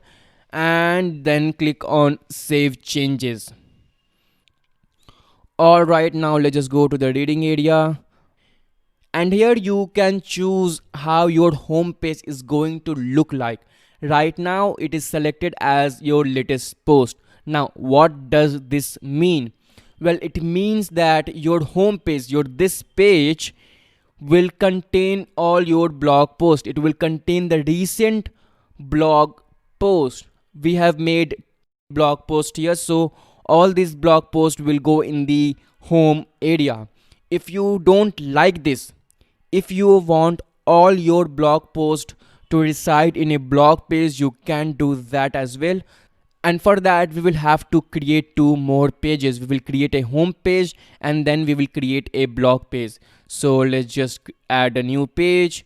I will write home and I will just write some text here. So this is home page. I'm just doing this to show you this setting, how to work with this and stuff like that. So add new page, I will click here and then I will write blog and then I will click on publish and then publish, and then that's it. I will click on this button here.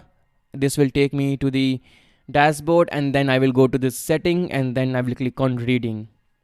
And here I don't want my latest post to go in the home page. I don't want that. So I will click on this and here I can select my home page. So what I will do, I will click on this button and then I will click on this home page which I just created, and the post page will be this blog page. I will click on that and here you can choose the number of posts that will appear on your blog page at a time. Now suppose that you have created 1000 posts. You don't want all your 1000 posts to appear in your blog post at the same time. You don't want that. You'd want that feature where you have page 1, page 2, page 3, page 4, page 5 on your blog post, where the recent 10 blog posts will belong to the number 1 page, and the older one will belong to the second and the third and the fourth, and so on and so forth. So you can do that here. I'm not going to change this setting for now, and all of this is fine. Make sure that you don't click on this one. If you click on this one, then your search engine visibility will be affected. It simply means that search engine will not be able to find your website, and obviously it will be bad for your website and your business if you're running a business. So just click on the save changes, and I will show you the effect of this change. So right now just go to your home page, click on this button to refresh it, and now you can see that the page which we just created is in effect. This is our home page. It's pretty blank. We just wrote some text there, and this is the text. So this is our home page. It looks pretty blank.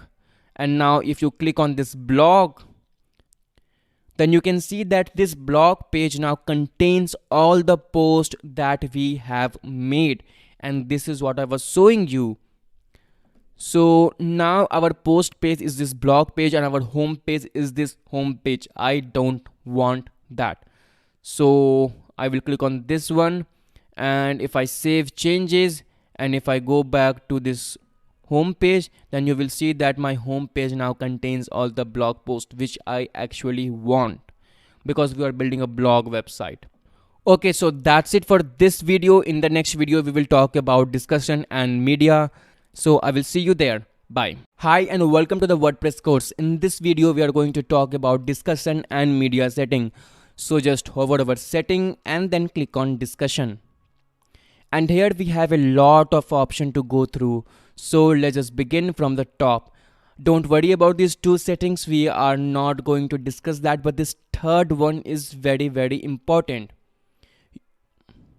The third one allows people to submit comment on your new post. Now, suppose that you have made a new post and you want people to comment on that post, because that will increase the engagement and that is good for your blog post. So if you want people to comment on your new post, if you want to allow people to comment on your new post, then make sure that this one is checked.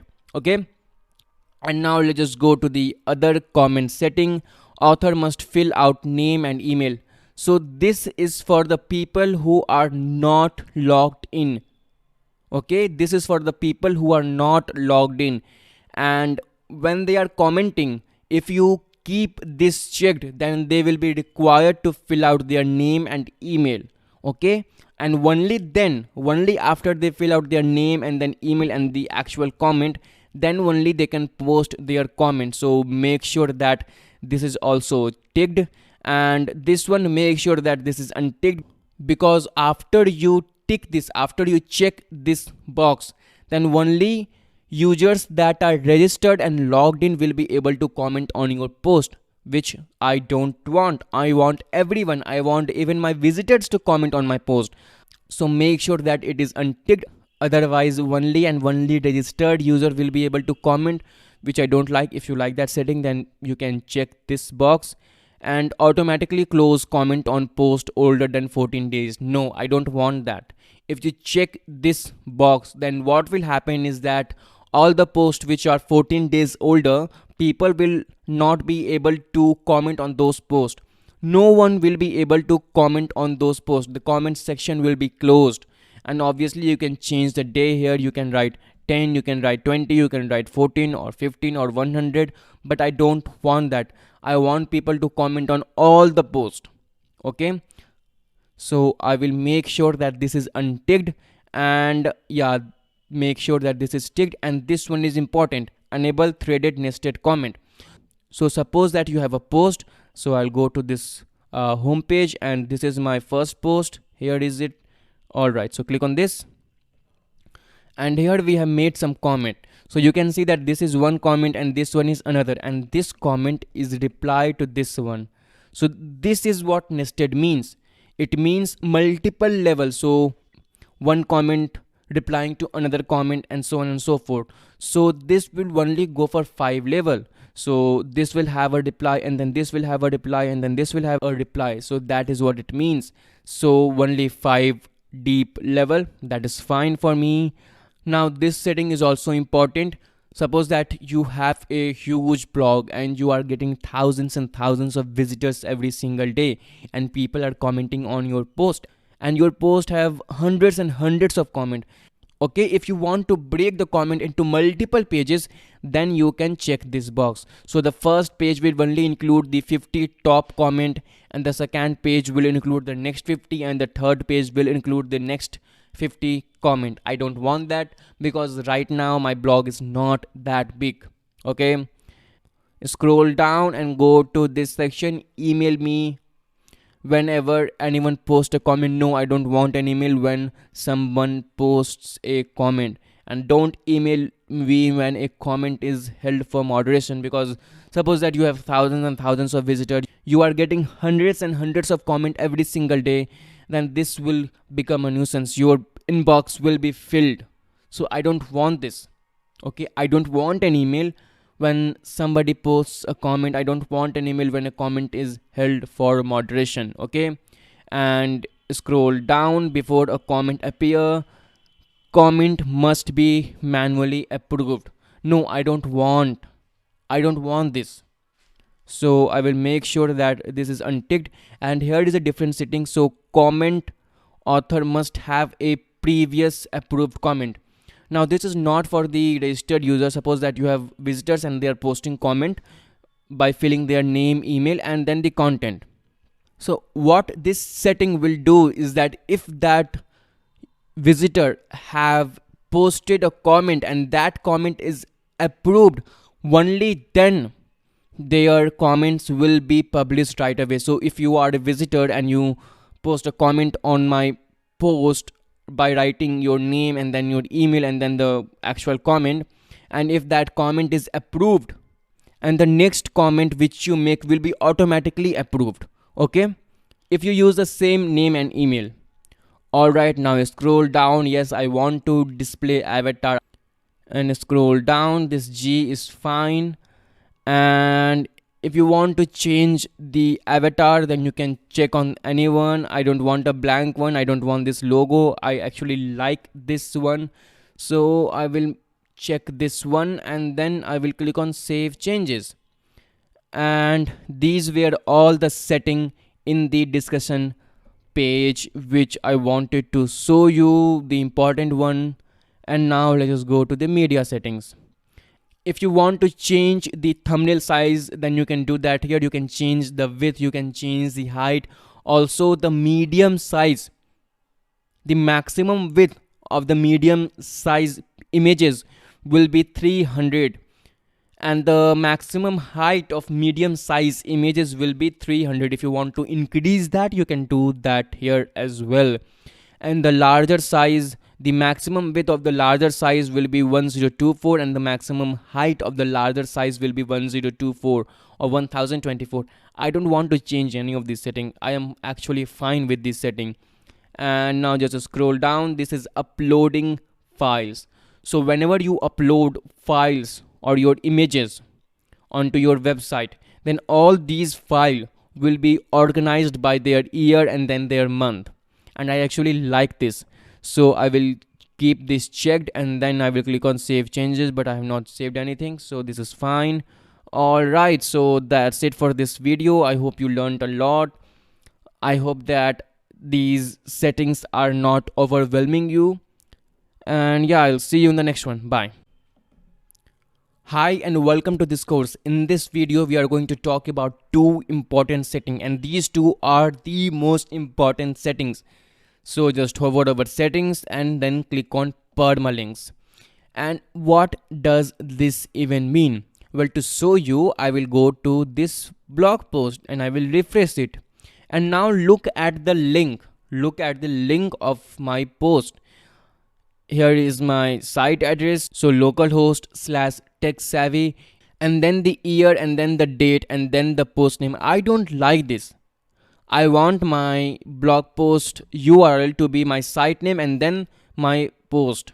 So how can I change this? Well, you can just click on this post name and then the entire setting will change. Now you can see that it will contain the localhost, so the URL of the website localhost/tech-savvy, and then the URL of your post. So just click on save changes, and now if you go back to your home page and if you click on any of the post, I will click on this first post, then you can see that the URL structure has changed. Now it is your site name and then the post URL or the post slug. If you want a different structure, if you want a day and name, you can do that as well. If you want a numeric, then you can do that as well, but I actually like this post name. But there is one more thing which I want to show you. So just click on the custom structure here and remove this one first. Now suppose you have a lot of posts, right? You have hundreds and hundreds of posts and you want your category, right? So you want your category in your URL link. Then what you can do is you can click on this category and then click on this post name. So what will happen is that the URL structure will change and the category, the slug of the category will be there in the URL. Let me show you what I mean. So I will click on save changes and then I will go back to this tech savvy website, the home page, and then I will click on this first post.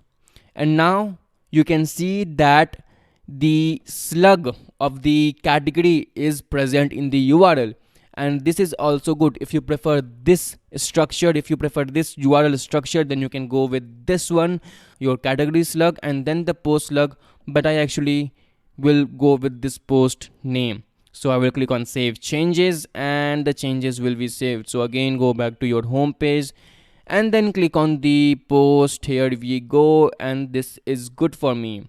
All right, now I scroll down. This is optional, we don't need to worry about this, and then click on this privacy one. And this is a new setting, it did not exist earlier. So this came up with the 5th version of WordPress, which is WordPress 5. Here you can create a new privacy page or you can select a privacy page which you have already created. Now we have created a privacy page, but I'm not going to select that one. Why? Well, because we have just written some dummy content in it.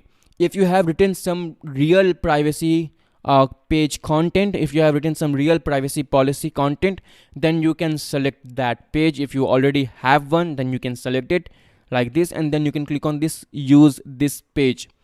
What I am going to do is I am going to click on this create, and WordPress will automatically generate a privacy policy page. As you can see here, WordPress has automatically generated a privacy policy page. You can read it and then you can edit it if you have any confusion. If you want to change some things, you can do that. I'm not going to do it. I'm going to just click on publish. So I will click on publish and then publish, and then I will go back to my site, and then I will delete the previous privacy policy page. So this is the previous one, and this is the one which we just created, which WordPress created for us. So I will delete this one. So click on trash, and then I will go to trash, and then I will delete this permanently, and then go to all. And here you can see that this is our privacy policy page.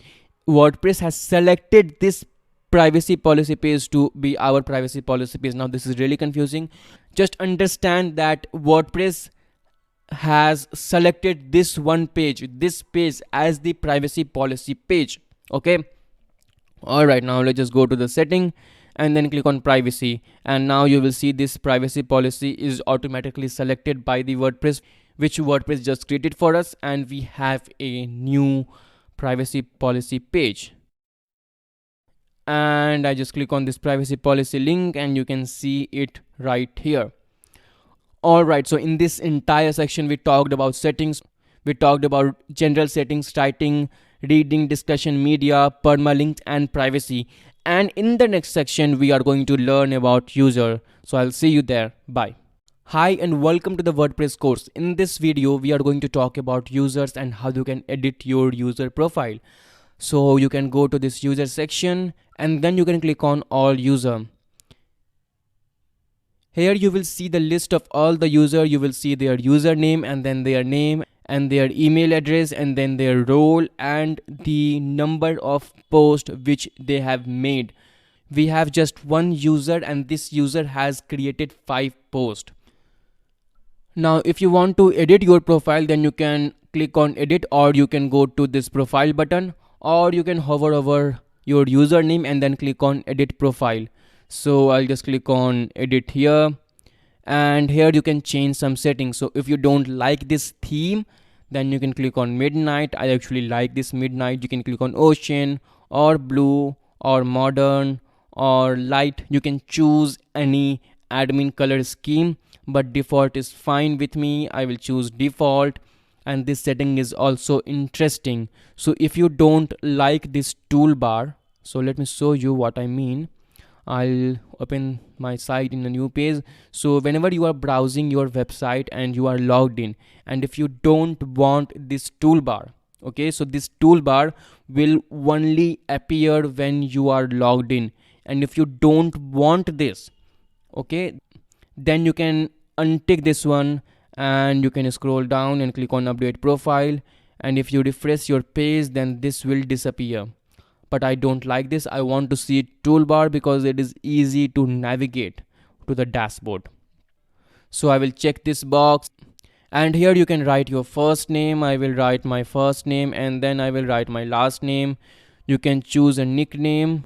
I don't want a nickname. I'll just choose Subham here, and then you can choose your display name. I will choose Subham Saurav here. You can choose anything you want.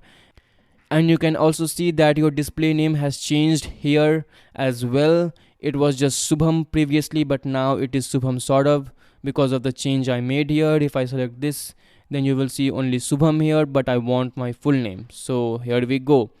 You can also change your email address, but remember, all these email addresses will have to be verified. You can't just enter any email address. Your email address will have to go through the verification process. So you can write your email here. You can also write your website. This is my website, so this is fine. You can also write your biographical data if you want. I will write here something. So I write about tech, and this is enough for now. If you want to write a long biographical info, then you can do that.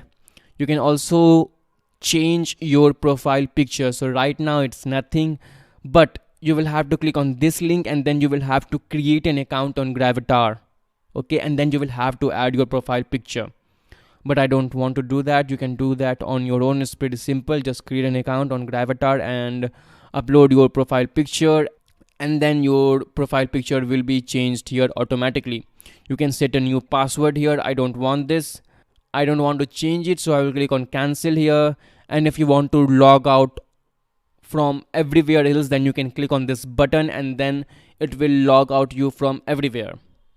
Okay, so I'll just click on update profile, and my profile has changed. And let's just go back and refresh, and now the toolbar is back, as I have checked this here, and my first name and the last name is fine. Now let's just go to the all user page, and here you can see your name, and you can also click on view to view all the posts that you have made. So this will take you to the author page. You can also look at the URL structure, techsavvy/author and then / your username, and this page will contain all the posts that you have made.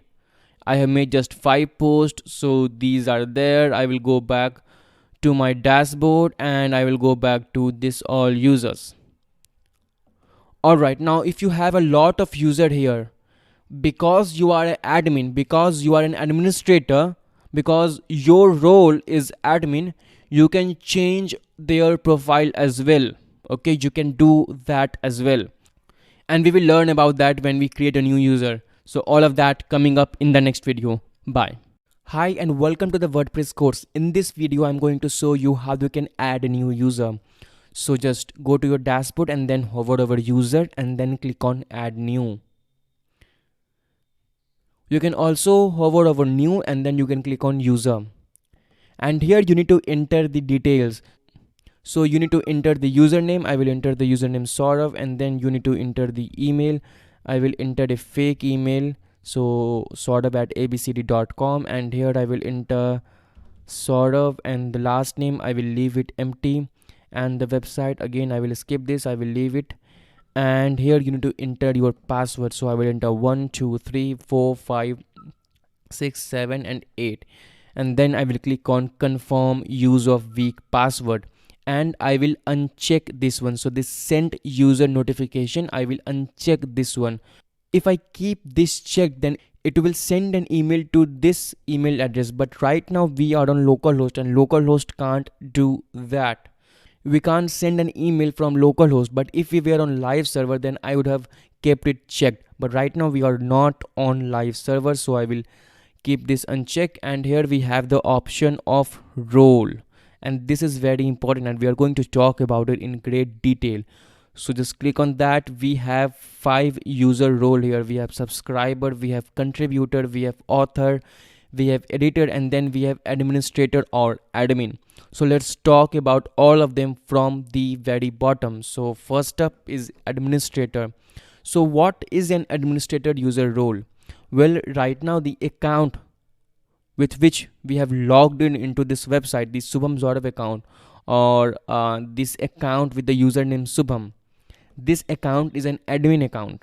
Okay, and an admin is just like an admin. It has all the power. It can do anything. It can add new post, it can add new page, it can add comment, it can add category, it can change the setting, it can add a new theme, it can add a new user, it can change a theme, it can delete a theme, it can add new plugin, it can activate a plugin, it can do all kind of stuff. So admin is the most powerful user role, and they can do everything that is possible on this website.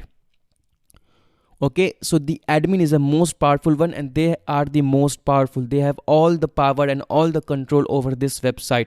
They can change the site title, they can change the site tagline, they can add new user, they can delete a user, they can do all that stuff. The second most powerful user role is editor.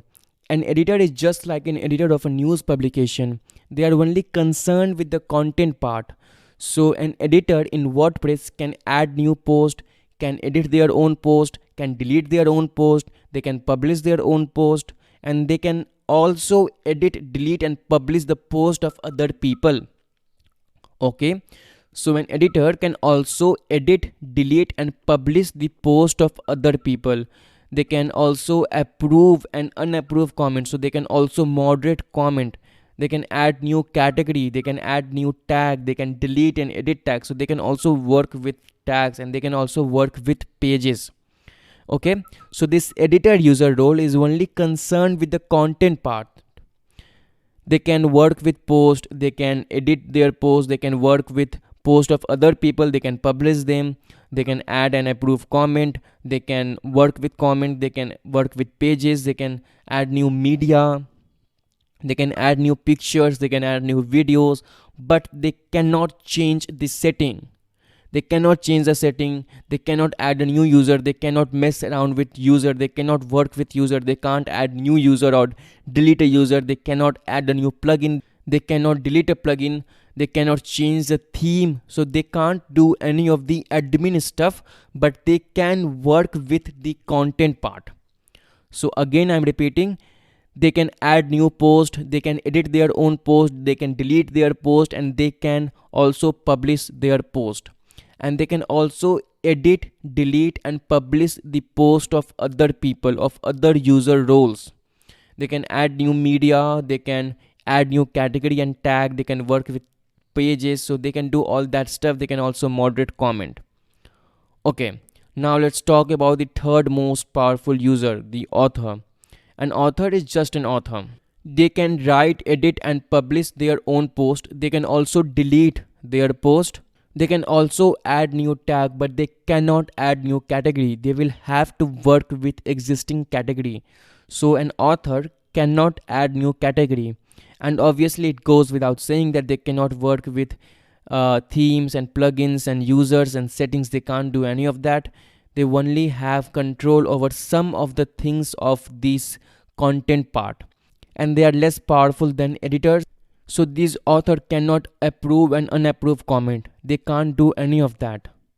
They also, as I said, cannot create new category, But what they can do is they can create new tag and they can write their own post, they can edit their own post, they can delete their post, and they can also publish their own post, and they have only power over their own content. Okay, so your editor had power over content of other people, but this author has power over only and only their content. They can't mess around with content of other people. Okay, so again, what author can do is they can write their own post, delete their own post, they can publish their own post and edit their own post. They can add tag, but they can't work with comments, they can't create new category, and that's it. And also again, they cannot change the setting or theme or plugin or add new user. They can't do any of that stuff. Now the second least powerful user account is a contributor. Users with contributor role can add new post, they can delete their own post, but these contributor cannot publish any post. They can't do that. Now suppose that you are building a news website, you have lots and lots of people, so a user with the contributor role will only be able to edit their own post and they will be able to add their own post, but they cannot publish it. So their post will be published by the editor. And also obviously it goes without saying that they cannot change the theme or the plugin, or they cannot add new user, they can't change the setting, and they are less powerful than authors. So as I said, they cannot publish their own post. These contributor cannot publish their own post, they can only add it and they can only edit it. This contributor cannot add media, they can't add images, they can't do any of that stuff. They can just write their content and they can edit their content, and that's it. So an editor will publish it, and they also can't work with comments or categories. Alright, now the least powerful user role is subscriber. The subscriber user role is the least powerful. They can't do anything in the admin area. They can't add new post, they can't approve comment, they can't do any of that stuff. They cannot add their own post, they cannot approve comment. So they can only log in into our website and they can add some comment on some post and view their comment, and that's it. They can't do much. They can't add new posts, they can't add new pages, and that's it. Alright, so we will create a new author, and then I will click on add new user, and now the user is added, and now we have arrived at the all user page. And here you can see we have two users. We have Subham Saurav, which is an admin, and we have Saurav, which is an author. The interesting thing about this account, the account which we are using right now, is that we are an admin, and because we are an admin, we can also edit the profile of other user. So we are an admin, and here is the sort of user, so we can go and we can edit the sort of profile. So we can go here and we can change the setting, we can add a last name. So let's add something like this and scroll down, and then I will click on update user. You can also send a password reset link. Here you can see you can send a password reset link, you can do all that stuff. So now let's just go back to user, and here you can see the name has changed. So this is what I wanted to show you. Because you are logged in with an admin account, you can do a lot of stuff. Now let me just log out, and then I will log in with this sort of account, the new account which we just created. So sort of, and then 1 2 3 4 5 6 7 and 8, and then I will click on login. And now here you can see that we can't do much here. We can't work with user, we can't do any of that stuff, we can't work with pages, and we can only go and update our profile right here. We can just add new post, and that's it. We cannot edit the post published by other users, so we can't do any of that stuff here. Okay, so let's just log out. I will again log in with the Subham profile, and then log in, and now we are back with full power. And if you want to change the user role, you can do that as well.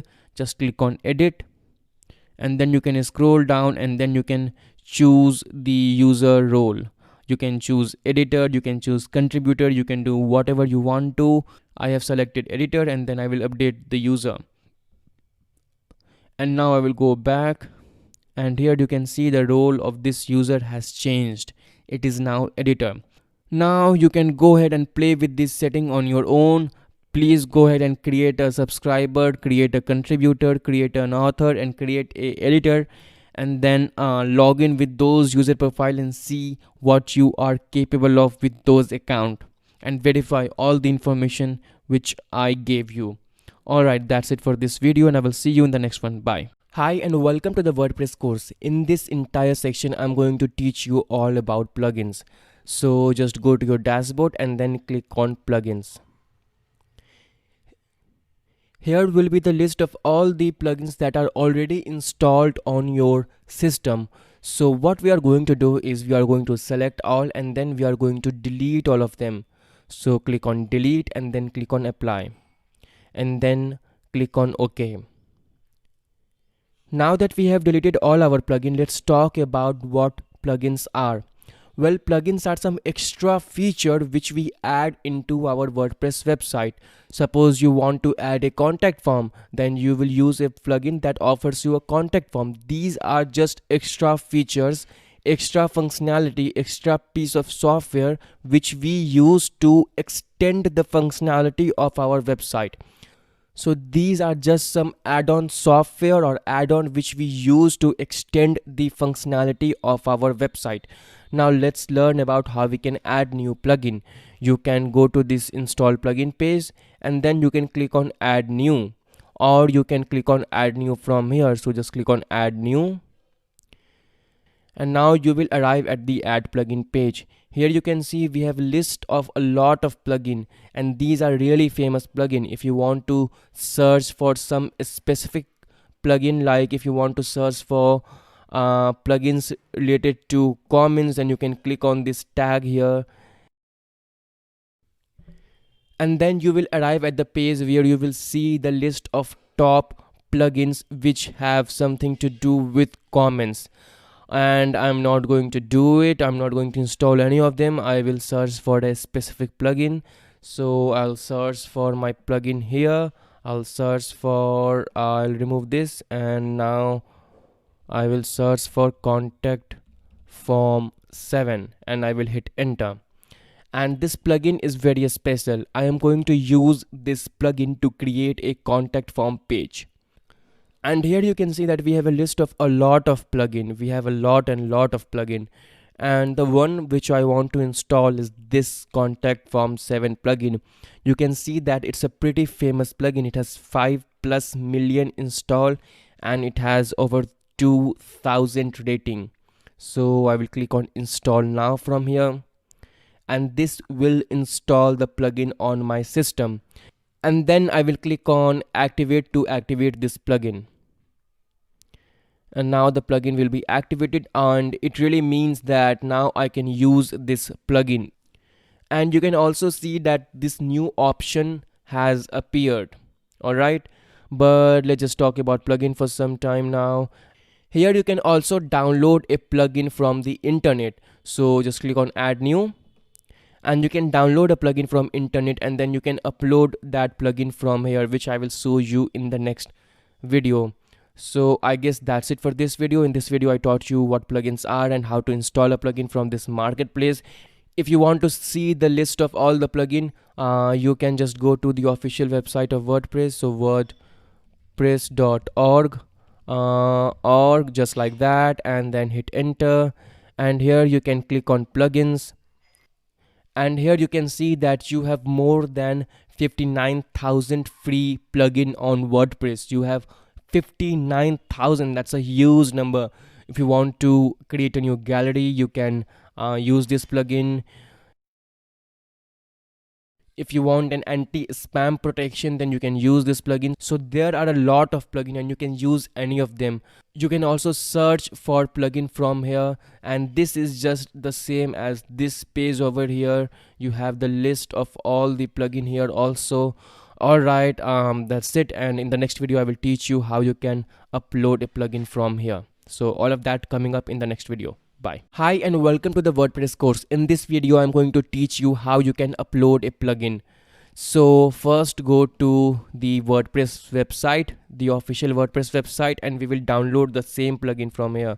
So search for contact form and 7, just like that, and we will download this one. So just click on that and then click on download. So the plugin is downloaded. Now we first need to go to our all plugin page, and here we need to deactivate this plugin first because we have already installed it. So I'm going to deactivate and then delete it. So click on delete to delete the plugin, and I will click on OK.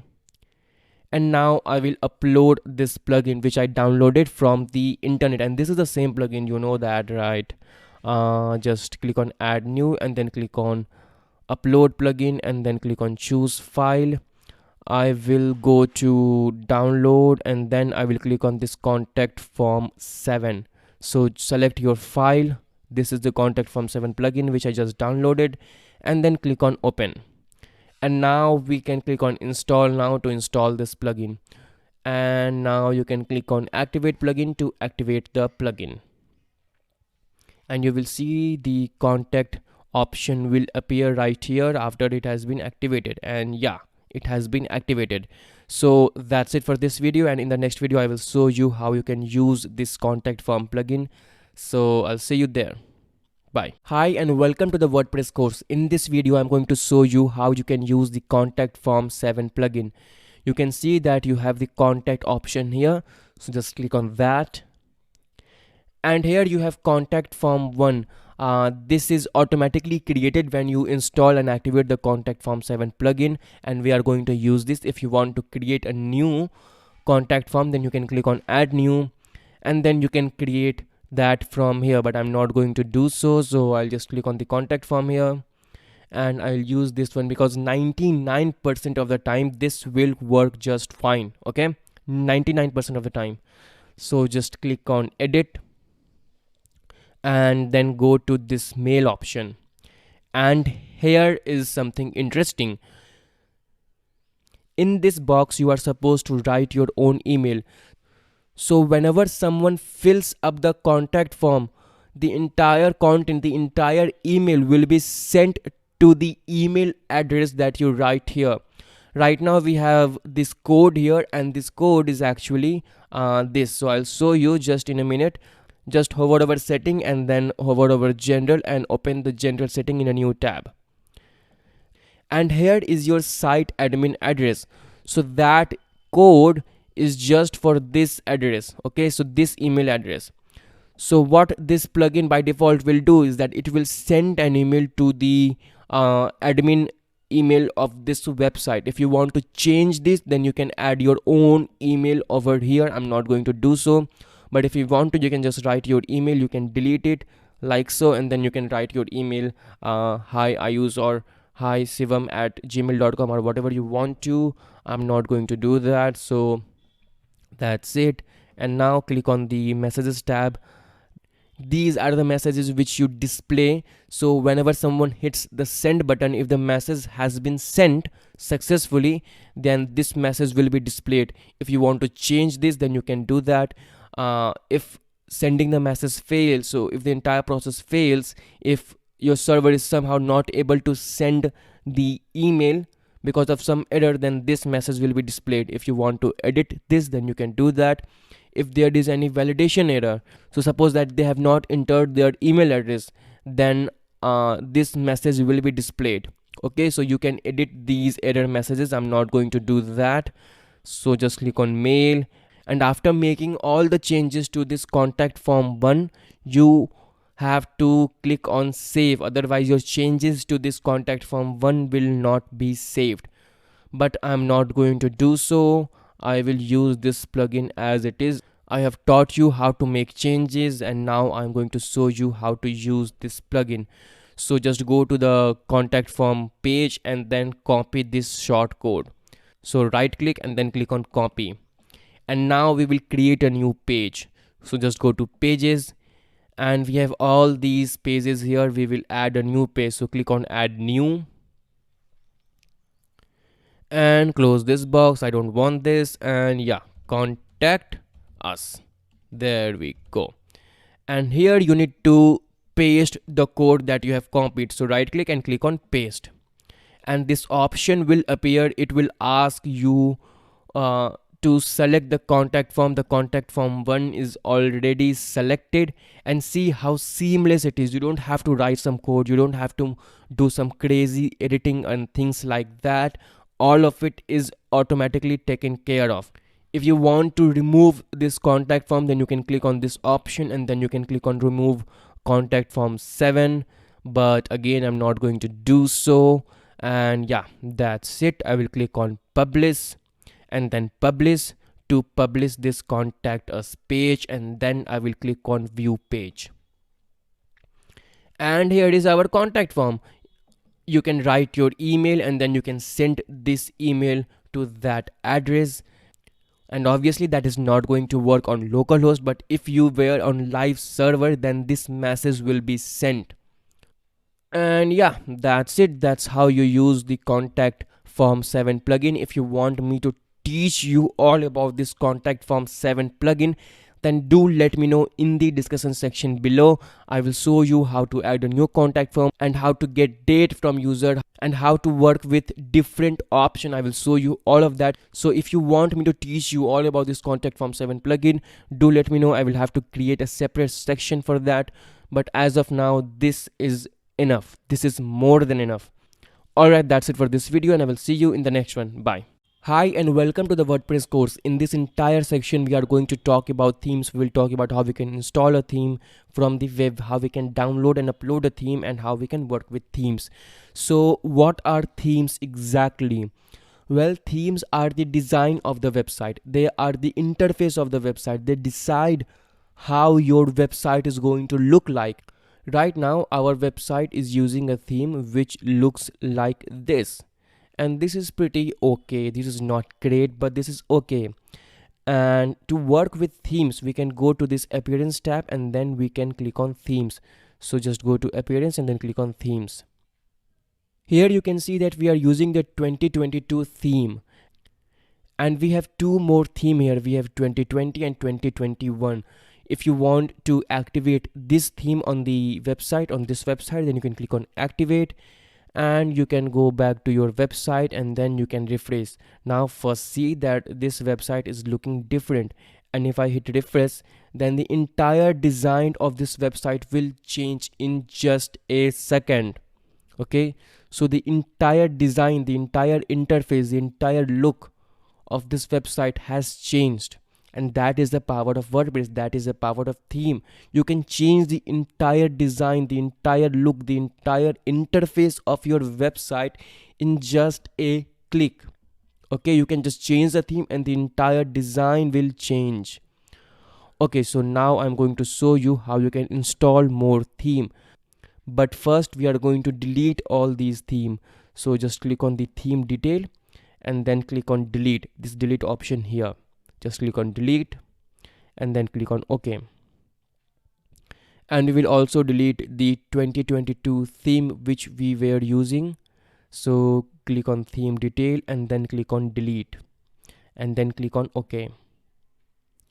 And now we want to add a new theme, and to add a new theme you can click on this add new option here. So just click on add new, and now you have arrived at the theme marketplace. These are all the free themes that are available to you. You can use any of them for free. You can use all of these themes for free.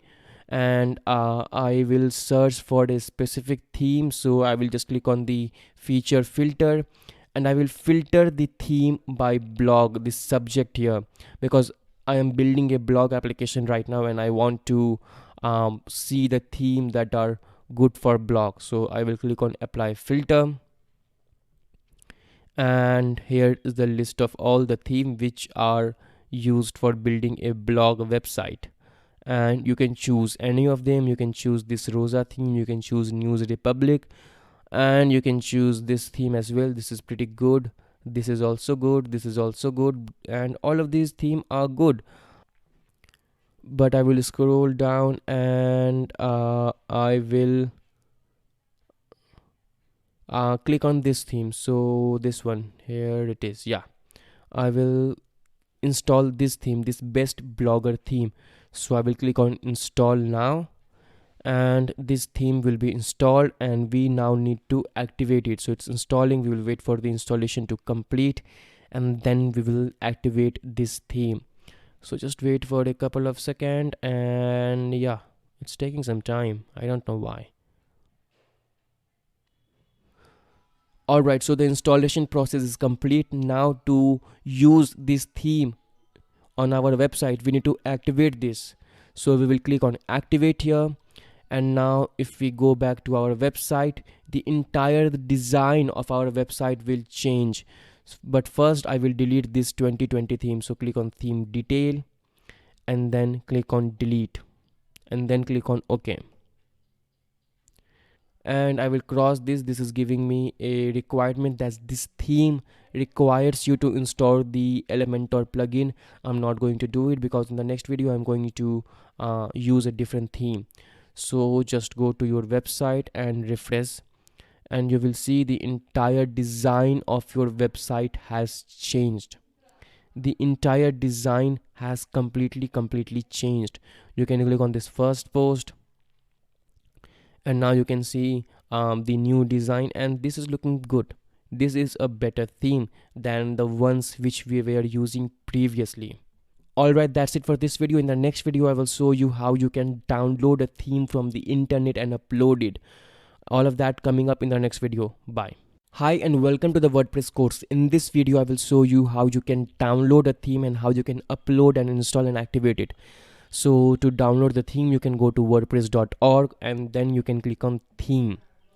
This is the theme marketplace. From here you can download any theme you want, and you can also install all these theme from the add new option here. So all the theme which are here will be there too. They show you the same theme, and you can also download a new theme from a different website. So there are a lot of websites which offer you free theme. wordpress.org is just the official one, but there are a lot of company which offers you free theme. You can also download and install their theme. But right now in this video I'm going to show you this theme. This is an amazing theme and I actually like this theme, so I will show you how you can use this theme. So but first we need to download it. So click on download, and the download process has started. The theme is downloaded. If you want to see the preview of this theme before installing it on your system, you can click on the preview option here, and then it will show you a preview. And this theme is quite clean and I love this theme. The main reason I like this theme is because it is fast. It is really fast, and it is regularly updated too. You can see here. Alright, now let's just go ahead and upload this theme on our website. So I will go to the dashboard. Here is the appearance. I will click on add new here, and then I will click on upload theme. Just ignore this error for now. I don't know why it is happening. Just click on the choose file, and then I will go to the downloads here, and then I will select my Astra theme. So I will select this, and then I will click on open, and then I will click on install now. And unpacking and installing the theme. So it is currently installing the theme, and then I will click on activate. And now this theme has been activated, and let's just go ahead and visit our website. So I will click on visit site, and now you can see that the entire design of our website has changed and it is looking very nice. Alright, that's it for this video. In the next video I will show you the marketplace from where you can get some premium theme, because sometimes these free themes are not enough, and if the client is paying you a lot of money, then you can buy these premium themes and then you can use those theme. Alright, so that's it, and I'll see you in the next one. Bye. Hi and welcome to the WordPress course. In this video I will show you the marketplace from where you can download your premium theme. And the first marketplace, and this one is my favorite, is themeforest.net. The themeforest.net offers you a lot of theme, and you can buy any theme from here. This is the best website. The Avada theme is very popular. You can download any theme you want. These are premium themes. You can search for blog here, so I will search for blog and then I will click on search, and here you will see that you have 14,000 items and you can buy these theme. This theme is quite good. You can buy this for $24. These theme are also good. You can buy any of these theme and then you can use them on your website. Okay, so themeforest.net is my first pick. The second marketplace is Mojo Marketplace. You can also buy WordPress theme from here. They also have a lot of option. You can just click on theme and then you can click on WordPress theme, and you can buy these theme from Mojo Marketplace as well. This is also a good website. You can use these theme, but again, theme forest is my favorite one. And the third one which I'm going to show you is Elegant Theme. They are not a marketplace, they are a company and they offer all of their theme on a subscription model. Okay, the last time I checked, they were using the subscription model. You can buy your WordPress theme from here as well. You can just click on all product. You can use the DV theme, which is quite popular, and I actually love this theme. It's so elegant.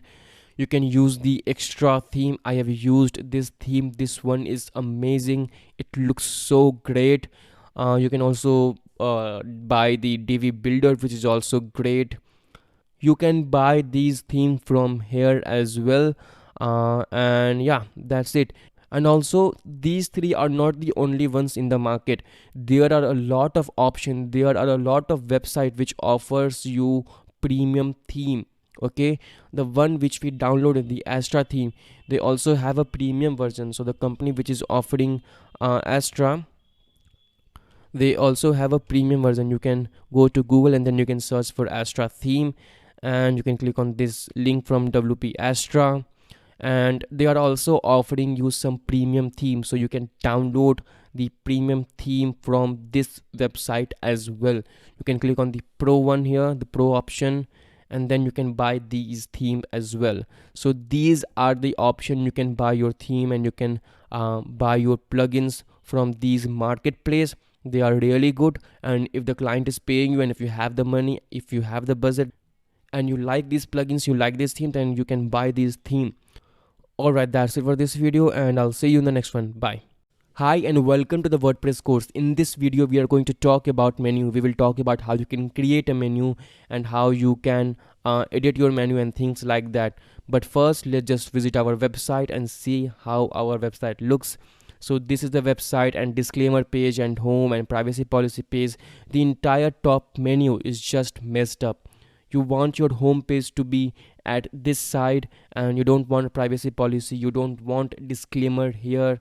So we will fix all of this. We will remove the home page from the menu and we will clean our website. So let's go ahead and do that.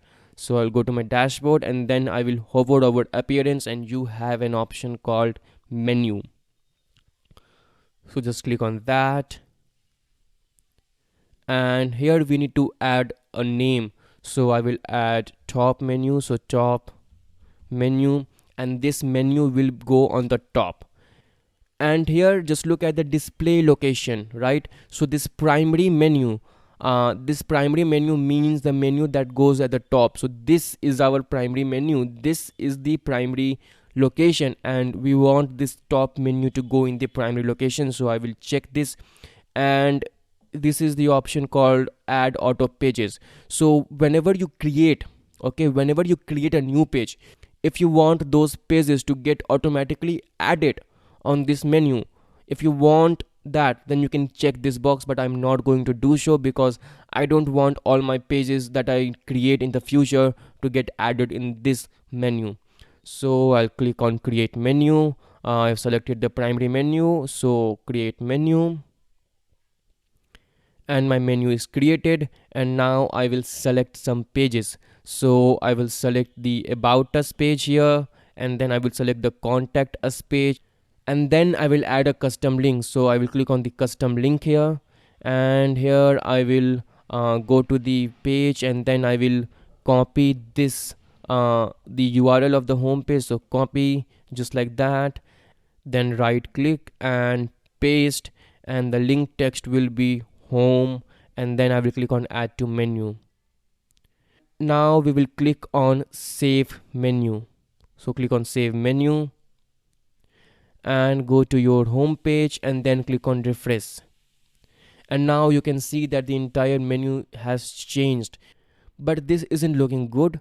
We don't want our home link here, so let's go ahead and change that. So to change that, we need to change the order here.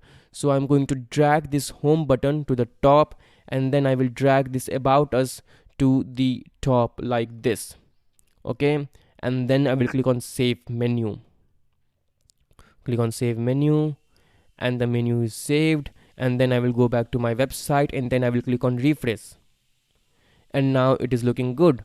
And you can also add categories, so you can go there and then you can click on categories here, and then you can add your category. So I will click on tech here, and then I will click on add to menu, and this is now added. So I will just drag this to the top, just below home like that.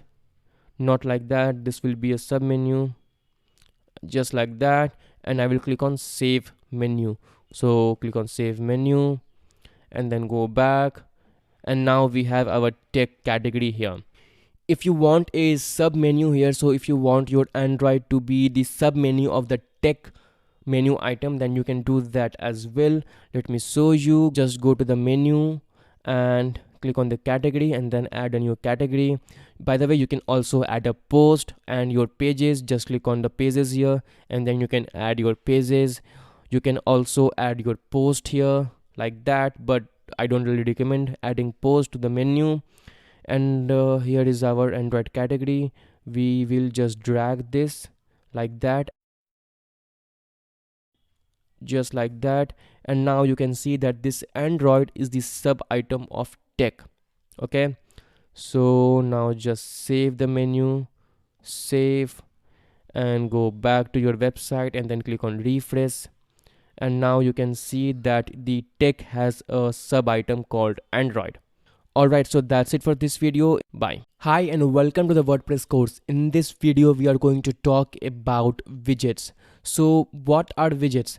Well, these things that you see here on the sidebar. So this is your sidebar area. This is your top area, your header area.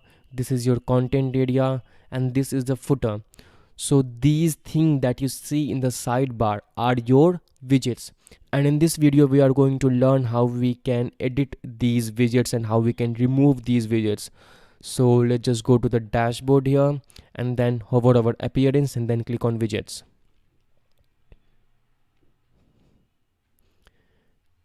And here you can see that we have the search area here. We have the search bar here. If you want to edit this text, you can do that. So I will write here search for post, and then I will click on update. And if I go back, then you will see that this has changed, search for post. But I think search was fine, so I'll remove the search for post, and search is fine. Okay, and this is a recent post. If you want to change the color, and if you want to change the text color, you can go ahead and do that. I am not at all interested.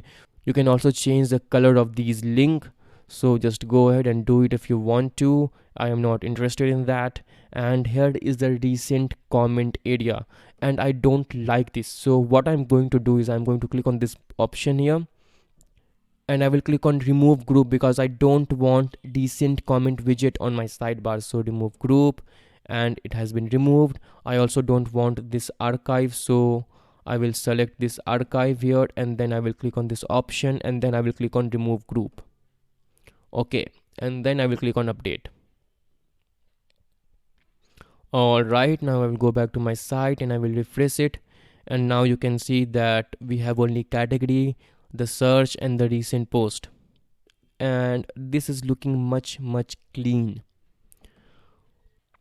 We also have the option to add new block. You can just click on this option and then you can add a paragraph, you can add a gallery, you can do all that good stuff. I am not interested in that, but if you want to add an image, please go ahead, do it. If you want to add a paragraph, you want to write about yourself, you can do that. Many people like doing it. If you want to write some quote, you can do that. If you want a gallery on your sidebar, you can do that as well. This is just the same stuff. I have already taught you how to do it, so let's just ignore this for some second, and I will click on this close option here. And here you can also add your widget to the header. Okay, so I told you this is the header area, this top area is the header area, and you can also add your widget to your header. I actually don't like this and I don't recommend it at all. Okay, so don't do it, but if you want to, obviously you can. You can also add widgets to your footer bar section. So this is the footer area, the very bottom is called the footer. You can add your widgets to these area. You have section 1 and section 2. You have two section in the footer. You can add your widgets there as well, but I'm not going to do so. You have footer bar section 2. You can add your widgets there as well. If you want to, you can add your widgets to these footer bar section 1 and footer bar section 2, but I'm not going to do that. All right, our website is looking better than ever. It is so clean. It is a perfect blog website now. All right, that's it for this video. I will see you in the next one. Bye. Hi and welcome to the WordPress course. In this video, I will show you how you can add a site icon. But before that, we will update all our plugin. You can see here that we have 2 updates pending. So I'll click on updates here. And here you can see we have 1 plugin update and then we have 1 theme update. So first up, we will update our plugin. I will click on select all and then I will click on update plugins. And my plugin is updating. Alright, so my plugin is updated and now you can see that this 2 has reduced to 1. So click on updates once again and we will update the theme. So I will click on select all, or I will select this theme and then I will click on update themes. The update process is starting and this might take some time. So if you're updating 10 plugin or 10 themes, then this will take a minute. Okay, but right now we were updating only 1 item, so it was pretty quick. Now let's just go to the website and everything is fine. Now I'll show you how you can add a site icon or a fav icon. But what exactly is a site icon or a fav icon? Well, site icon or fav icon are the same thing, and the icon that you are seeing over here, the icon at the top, this icon, this is called the site icon or the fav icon. I will go to Facebook and I will show you the site icon of Facebook. So facebook.com, and the icon that you can see, this icon, this is called the site icon or the fav icon. Okay, and in this video I will show you how you can update your site icon. And in order to update our site icon, we need one, and we don't have one at the moment. So we will go ahead and we will create one site icon. So I will go to this website favicon.io/favicon-generator. You can find this link in the resource section. So just go to this link and here we will generate one site icon from the text.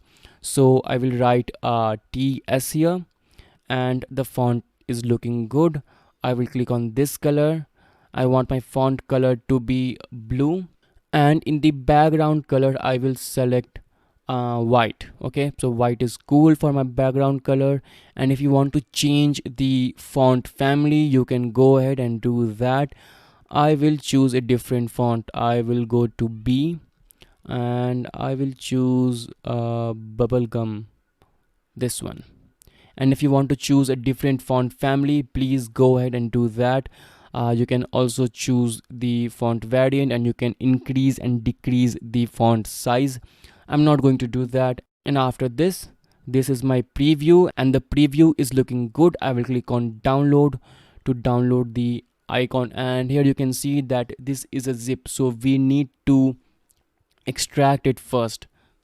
So I will open this in folder like this, and I will extract it over here. So extract all, and then extract, and here is my fav icon. Now let's just go to the website and then click on customize, and here we have a lot of option, and these options, so from performance to global, these are specific to this theme. These are the theme customize option. If you are using a different theme, then these options might not be there for you.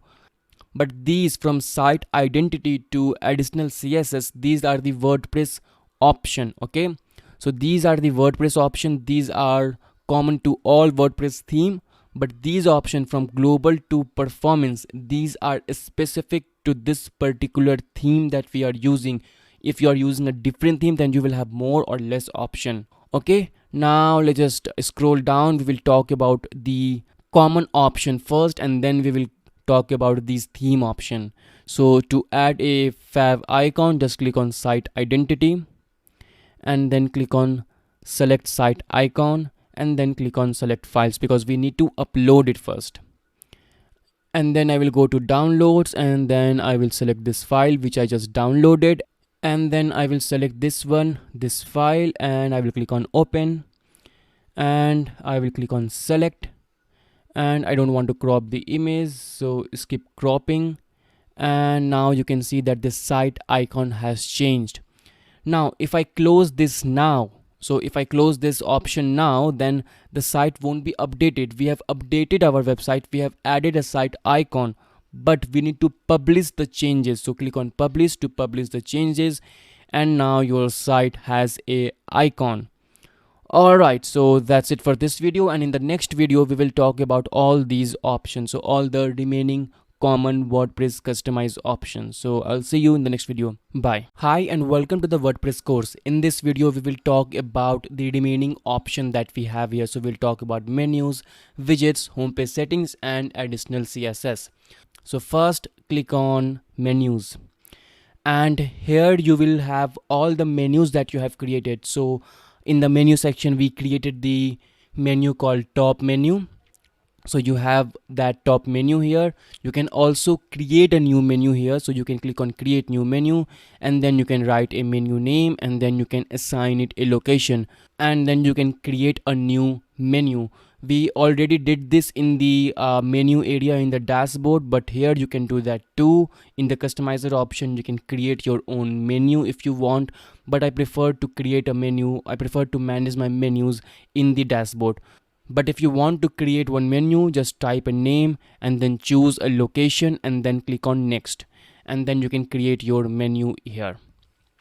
And if you want to edit your top menu, then you can click on this top menu option here, and then you can see that you have home page here, so home here, and then tech, and tech has a sub menu called Android, so tech has sub menu called Android, and then you have about us, you have contact us. If you want to delete these pages, then you can click on remove.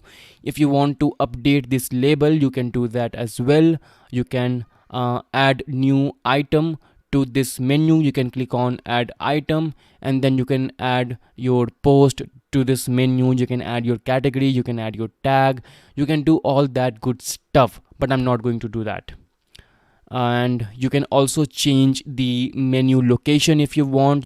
You can add this menu to the secondary menu location or off campus menu location. You can do all that good stuff, and you can also delete this menu from here. So everything that we did in the menu area in the dashboard, we can do all that good stuff here in the customizer option. But again, I prefer to do it in the dashboard. But if you want to do all that option, I've already shown you how you can create a menu, edit a menu, and all that good stuff. You can do that here.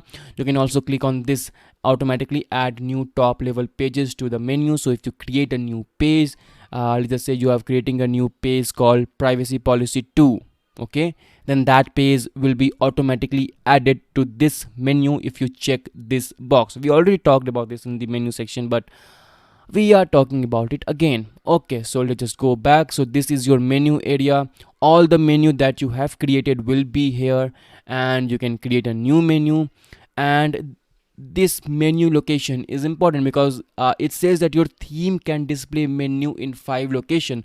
So this is telling you that you have 5 menu location in this theme. In this Astra theme you can have menu in 5 location, and you can click on view all location, and you can see that you have the primary menu and the top menu that we created. It's selected in this primary menu location. You have secondary menu location, you have off canvas menu location, you have logged in menu location, and then you have footer menu location. If you want to select, if you want to assign some menu to this location, then you can click on select, and all the menu that you have created will appear. Right now we only have one menu. We have the menu called top menu. You can select that, but I'm not going to do that. You can also create new menu from here, so you can click on create new menu, and then you can write your menu name, and you can select the location. The secondary location is already selected, and you can add new menu to that location, but again I'm not going to do that. So this is the menu area. You have all the menu that you have created here. You can create a new menu, and you have all the menu location. So this was about menu. Now let's just go to the widget area. In the widget area we only have the main sidebar because we are only displaying widget in the main sidebar, but we have other 7 widget area. So you can read that your theme has 7 other widget area, but this particular page does not display them. So right now we are in our home page, and home page cannot display other widget area. It can only display this sidebar area. Okay, so if you want to add more widget to main sidebar, just click on main sidebar, and here you can see that we have the search option. If you want to delete it, you can click on this option, and then you can remove the search widget. You also have recent post. You can see we have recent post here in the home page, and you also have categories. You can scroll down and we have categories over here. If you want to add new widget to this main sidebar, then you can click on this add block option, and you can add your paragraph, image, header, gallery, list, code. You can click on browse all, and you can scroll down to the widget area, so you can add all these widget. Okay, you can do all that stuff here in the customizer option. Everything that you can do in the dashboard, everything that you can do in the widget area of the dashboard, you can do all that good stuff here. Okay, now I will go back. Alright, so that was all about widget. I will go back, and here you have the home page setting. So just click on that, and here you have the same option, the exact same option. Right now our home page is displaying the latest post. You can see right here it is displaying the latest post, but if you want to select a static page, then you can click on a static page, and then you can select your home page. So you can select any page, and then you can select your post page, which will display all your posts. But I don't want that. I want my latest post here. So this is the same stuff which we talked about in the setting area. Okay, and now the last option, the additional CSS. Okay, so CSS is a styling language, and if you want to write your own CSS to design your website, you can do all that good stuff here. But I'm not going to talk about this because our website is looking good, and if you know CSS, you can write all your CSS code here. And yeah, that's it for this video. I will not click on publish because we haven't made any changes here, so I'll just cross this and I will click on OK. And yeah, our website is almost complete. In the next section we will talk about those theme option. Okay, but you don't have to watch that if you are not using this theme. Alright, so that's it. We have our site icon. The entirety of our website is looking great. So that's it for this section. That's it for this video, and I will see you in the next one. Bye. Hi and welcome to the WordPress course. In this video, we are going to talk about all the theme specific option. In the previous video, we talked about all the common customizer options that are available in all the WordPress website. But in this video, we are going to talk about only the options that are specific to this theme. And the point of this video is not to teach you how to manage this theme option of the Astra theme. The point of this video is to teach you how you can work on your own with any theme. So in this video, I will explain you all these things in such a way that you will be able to work with any WordPress theme. So let's just get started. The first option that we have is global, and as the name suggests, it will be global to the entire website. It means that the option inside this global will affect the entire website, not just the pages, not just the post, not just the blog page or the home page, but the entire website. So just click on global, and here we have typography, we have colors, we have container, and we have button. The typography is just a technical word for font. So if you want to change the font family or the font size, the line weight and things like that, you can do all that good stuff here. So click on typography, and here you can see that we have the body font family. Now the body font family is applicable to all these fonts. It is applicable to this one, to the menu option, to the heading, to the body, all these things. Okay, so let's just change that, and I will choose Georgia for this demonstration. And now you can see that the font family of the entire website has changed.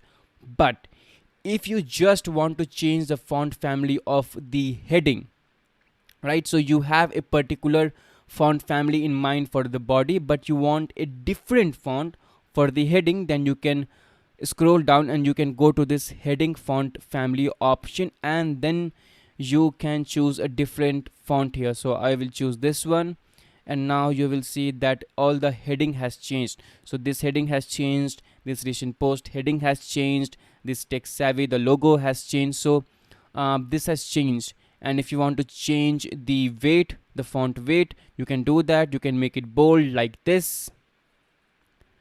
You can change it to capitalize. It is normal now. You can change it to uppercase, to lowercase. You can make it capitalized. You can do all that good stuff. I'm not going to do that. I will make it normal, inherit. I will make it inherit. Okay, now you can also change the line height. So if you want more line height on the body text, you can do that. You can add some more here, so 2.7, and now you can see that the line height has changed. You can add more line height to the heading, and now you can see that the line height has changed. But 2 is standard here, so I will enter 2 and 2 here once again. You can also change this margin. So if I increase this, you will see that this margin has increased. Again, 2 is common here. We don't need to change any of this setting, and we also don't want to change the font family because I think inherit was just good. So inherit here and inherit here. Now if you want to change the font size, you can do that here. Here is the size. You can increase it to 16, 18 or whatever you want to, but I think that 15 was good. But I've shown you the option, and you can do all that good stuff here. So this was the area where you can change the font family, and what I recommend you to do is you can try all these options on your own. And the reason why I am saying this is because it is very, very important, because I am just showing you the option of this Astra theme, and it is important that you play with these options on your own, because you will not use Astra theme for all your website. You will use different theme for different types of website. So make sure that you play with the theme on your own. It is very, very important. Now let's just go back, and here we have the colors option. And in the colors option, obviously you can change the color scheme of the website. If you want to change the theme color, you can see that the theme color is currently blue. So this is blue, this is blue, everything is blue. You can do that. You can click on this button, and then you can make it red, orange, or whatever you want. I am not going to do that. I will click on this revert button, and now you will see that my setting has reverted. Okay, I'll click somewhere here, and you can also change the link color. So the link color is currently blue. You can see that here. Just click on that and click on red, and now you will see that the link color will change. I don't want to do that, so I will click on revert here. And yeah, so when you hover over new, you can see that the color of the link changes when you are hovering over the link.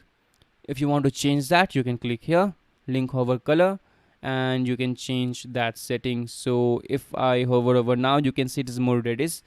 Let me make it more dark, and if I hover over read more now, you can see that the color has changed. Okay, revert back, click somewhere, and if you want to change the heading color, you can do that here as well. So click on heading color, you can choose red or any other color that you like. You can go here and you can play with these options. You can also go for transparency, not something that I think you should do, but you have the option.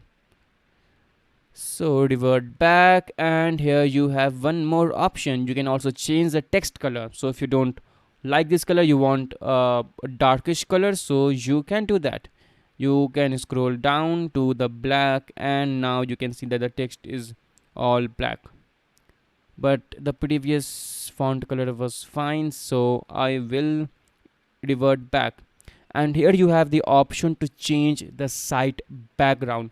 So this is your site background, and you can change the color. So just click on that and choose a color that you like. You can also choose a gradient, you can do that. You can also add an image, and many people do that. Many people add a background image to their sites. You can do that as well. You can choose a color, a gradient, or an image, but I will just revert back to the default setting. And here you have the content background, and this is your content area. So this is your blog post, and this is called the content area. So I will click on this option, and I will choose a color for my content background. So I'll choose this one, and the reason why I'm doing this is because I want to show you some setting. So this is fine right now, and let me go back, and here we have the container option, and this colored area that you can see on the screen is your container. If you want to change the width of this container, you can do that here. So here you have the container width option, and you can increase the size and you can decrease the size. But right now, if I increase the size, you will see that nothing is happening, and the reason is that there is a sidebar here, and that is the reason why we cannot increase the width of the container. Okay, because we have too many things on the screen, and the website cannot fit everything if we increase the size. So that is not possible, but we can obviously decrease the size. So let me show you, and now you can see that the width has decreased, but 1200 was fine for me. It is the standard. And here you can change the layout. You can change the page layout, the blog post layout, the archive layout. Feel free to play with these options. You can see that there's a lot of space here. So from this title, the first letter of this title, to this area, you can change all that setting. You can make it full width. You can do all that good stuff, and please feel free to do so on your own. Try to play with every single one of these settings. It is extremely important. But I will go back, and here is the button option, and here you can change the design of your button. So here we have our button, and the button is a square with some radius, some corner radius. So if you want to increase the border radius, you can increase it over here. So let me make it 47 or 46, and now you can see that the border radius has changed here. But I think 10 is good, so let me enter 10. Nope, it looks ugly. 5, yeah, 5 is okay, but I think 2 was better. Yeah, 2 is better. You can also add a border color. We don't have a border color right now. You can see that we have two options.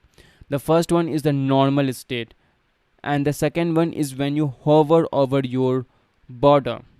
Okay, so you can see that all these options, we have two options for the background color, for the text color, and the border color. We have the normal one and we have the hover one. So let's just click on the background color here and just choose red. Okay, so I've chosen red, and when I hover over this button, you can see that the color is somewhat grayish. And if you want to change that hover color, you can click on this button and you can choose a new color. So let me choose black, and when I hover over it, you can see that it is black. The same goes for the text, the same goes for the border color. And here you have one option, you can hard code a border width. And if you want to do that, you can enter the top, the right, the bottom, and the left. And scroll down, you have the button font. You can change the font family of the text inside the button. You can do that as well. Here you can add a padding. So yeah, this was all about the global section. So this was all about the global option that we have available, and in the next videos we will talk about all the remaining options. So that's it for this video, and I will see you in the next one. Bye. Hi and welcome to the WordPress course. In this video we will talk about the remaining option, but first let me go to the global area and the colors, and let me revert back the content background. So revert back, it's not working, so let me go ahead and make it white like this. Okay, so go back and one more, and here we have the header option, and this is the header builder. You can work with menus, you can work with site title and logo. So let's just click on site title, and we are going to add a logo. So I will click on select logo. I will select this one and click on select, and no, I don't want to crop it, so skip cropping. And now you can see that my logo has appeared, and because I have a logo, I don't want to display my site title, so I will click on this button and only my logo will remain. If you want to display a tagline, you can do that here. You can click on this one and then you can write your site tagline. So let me turn this off like that. You can also change your logo, you can remove your logo, you can do all that good stuff. And let's just go back, and here you have the primary menu option. You can configure your menu from here, not something that I would recommend you to do. If you want to work with menus, go to the dashboard, go to the menu area, and then work with menus from there, or go to the common WordPress option and work with menu from there. Okay, let's just go back, and here we have breadcrumbs. So the question is, what are breadcrumbs? Well, they are the path. They indicate where you are. They indicate the path of the content which you are browsing. They indicate your location.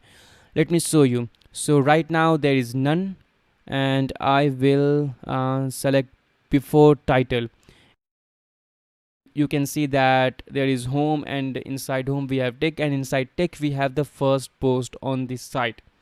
So this is your breadcrumb, and I actually don't like having breadcrumb, so I will turn it off. I will click on none,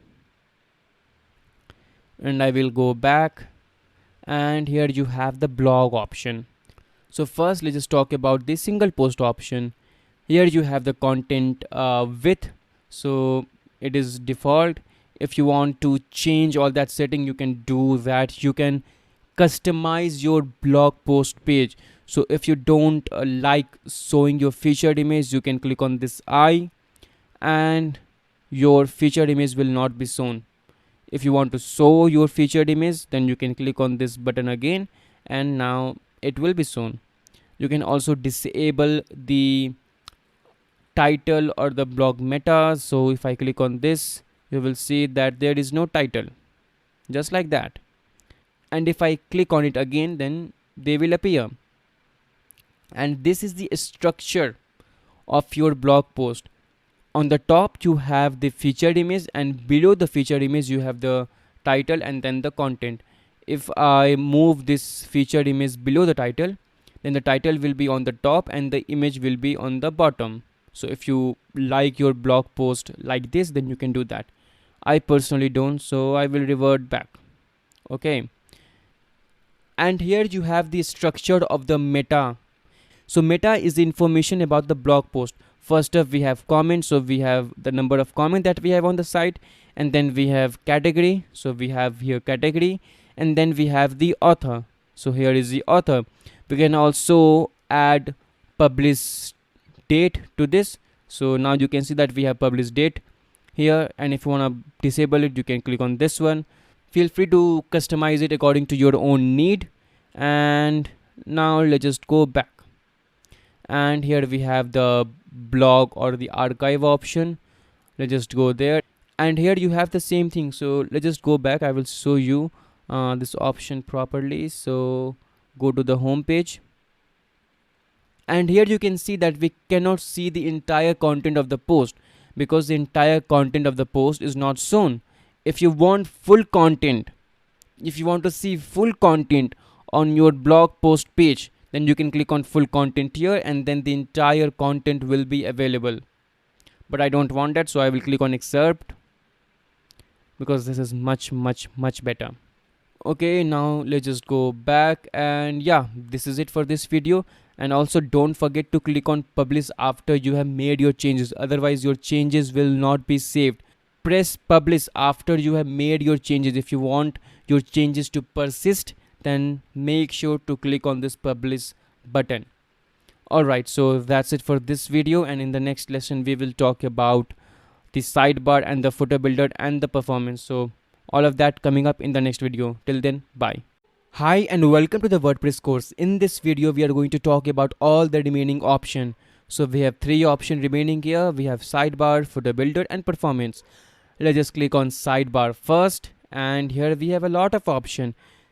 Here we have the option to change the layout of the sidebar. So if you want your sidebar on the left, you can click on this button and you can click on left, and now your sidebar will appear on the left.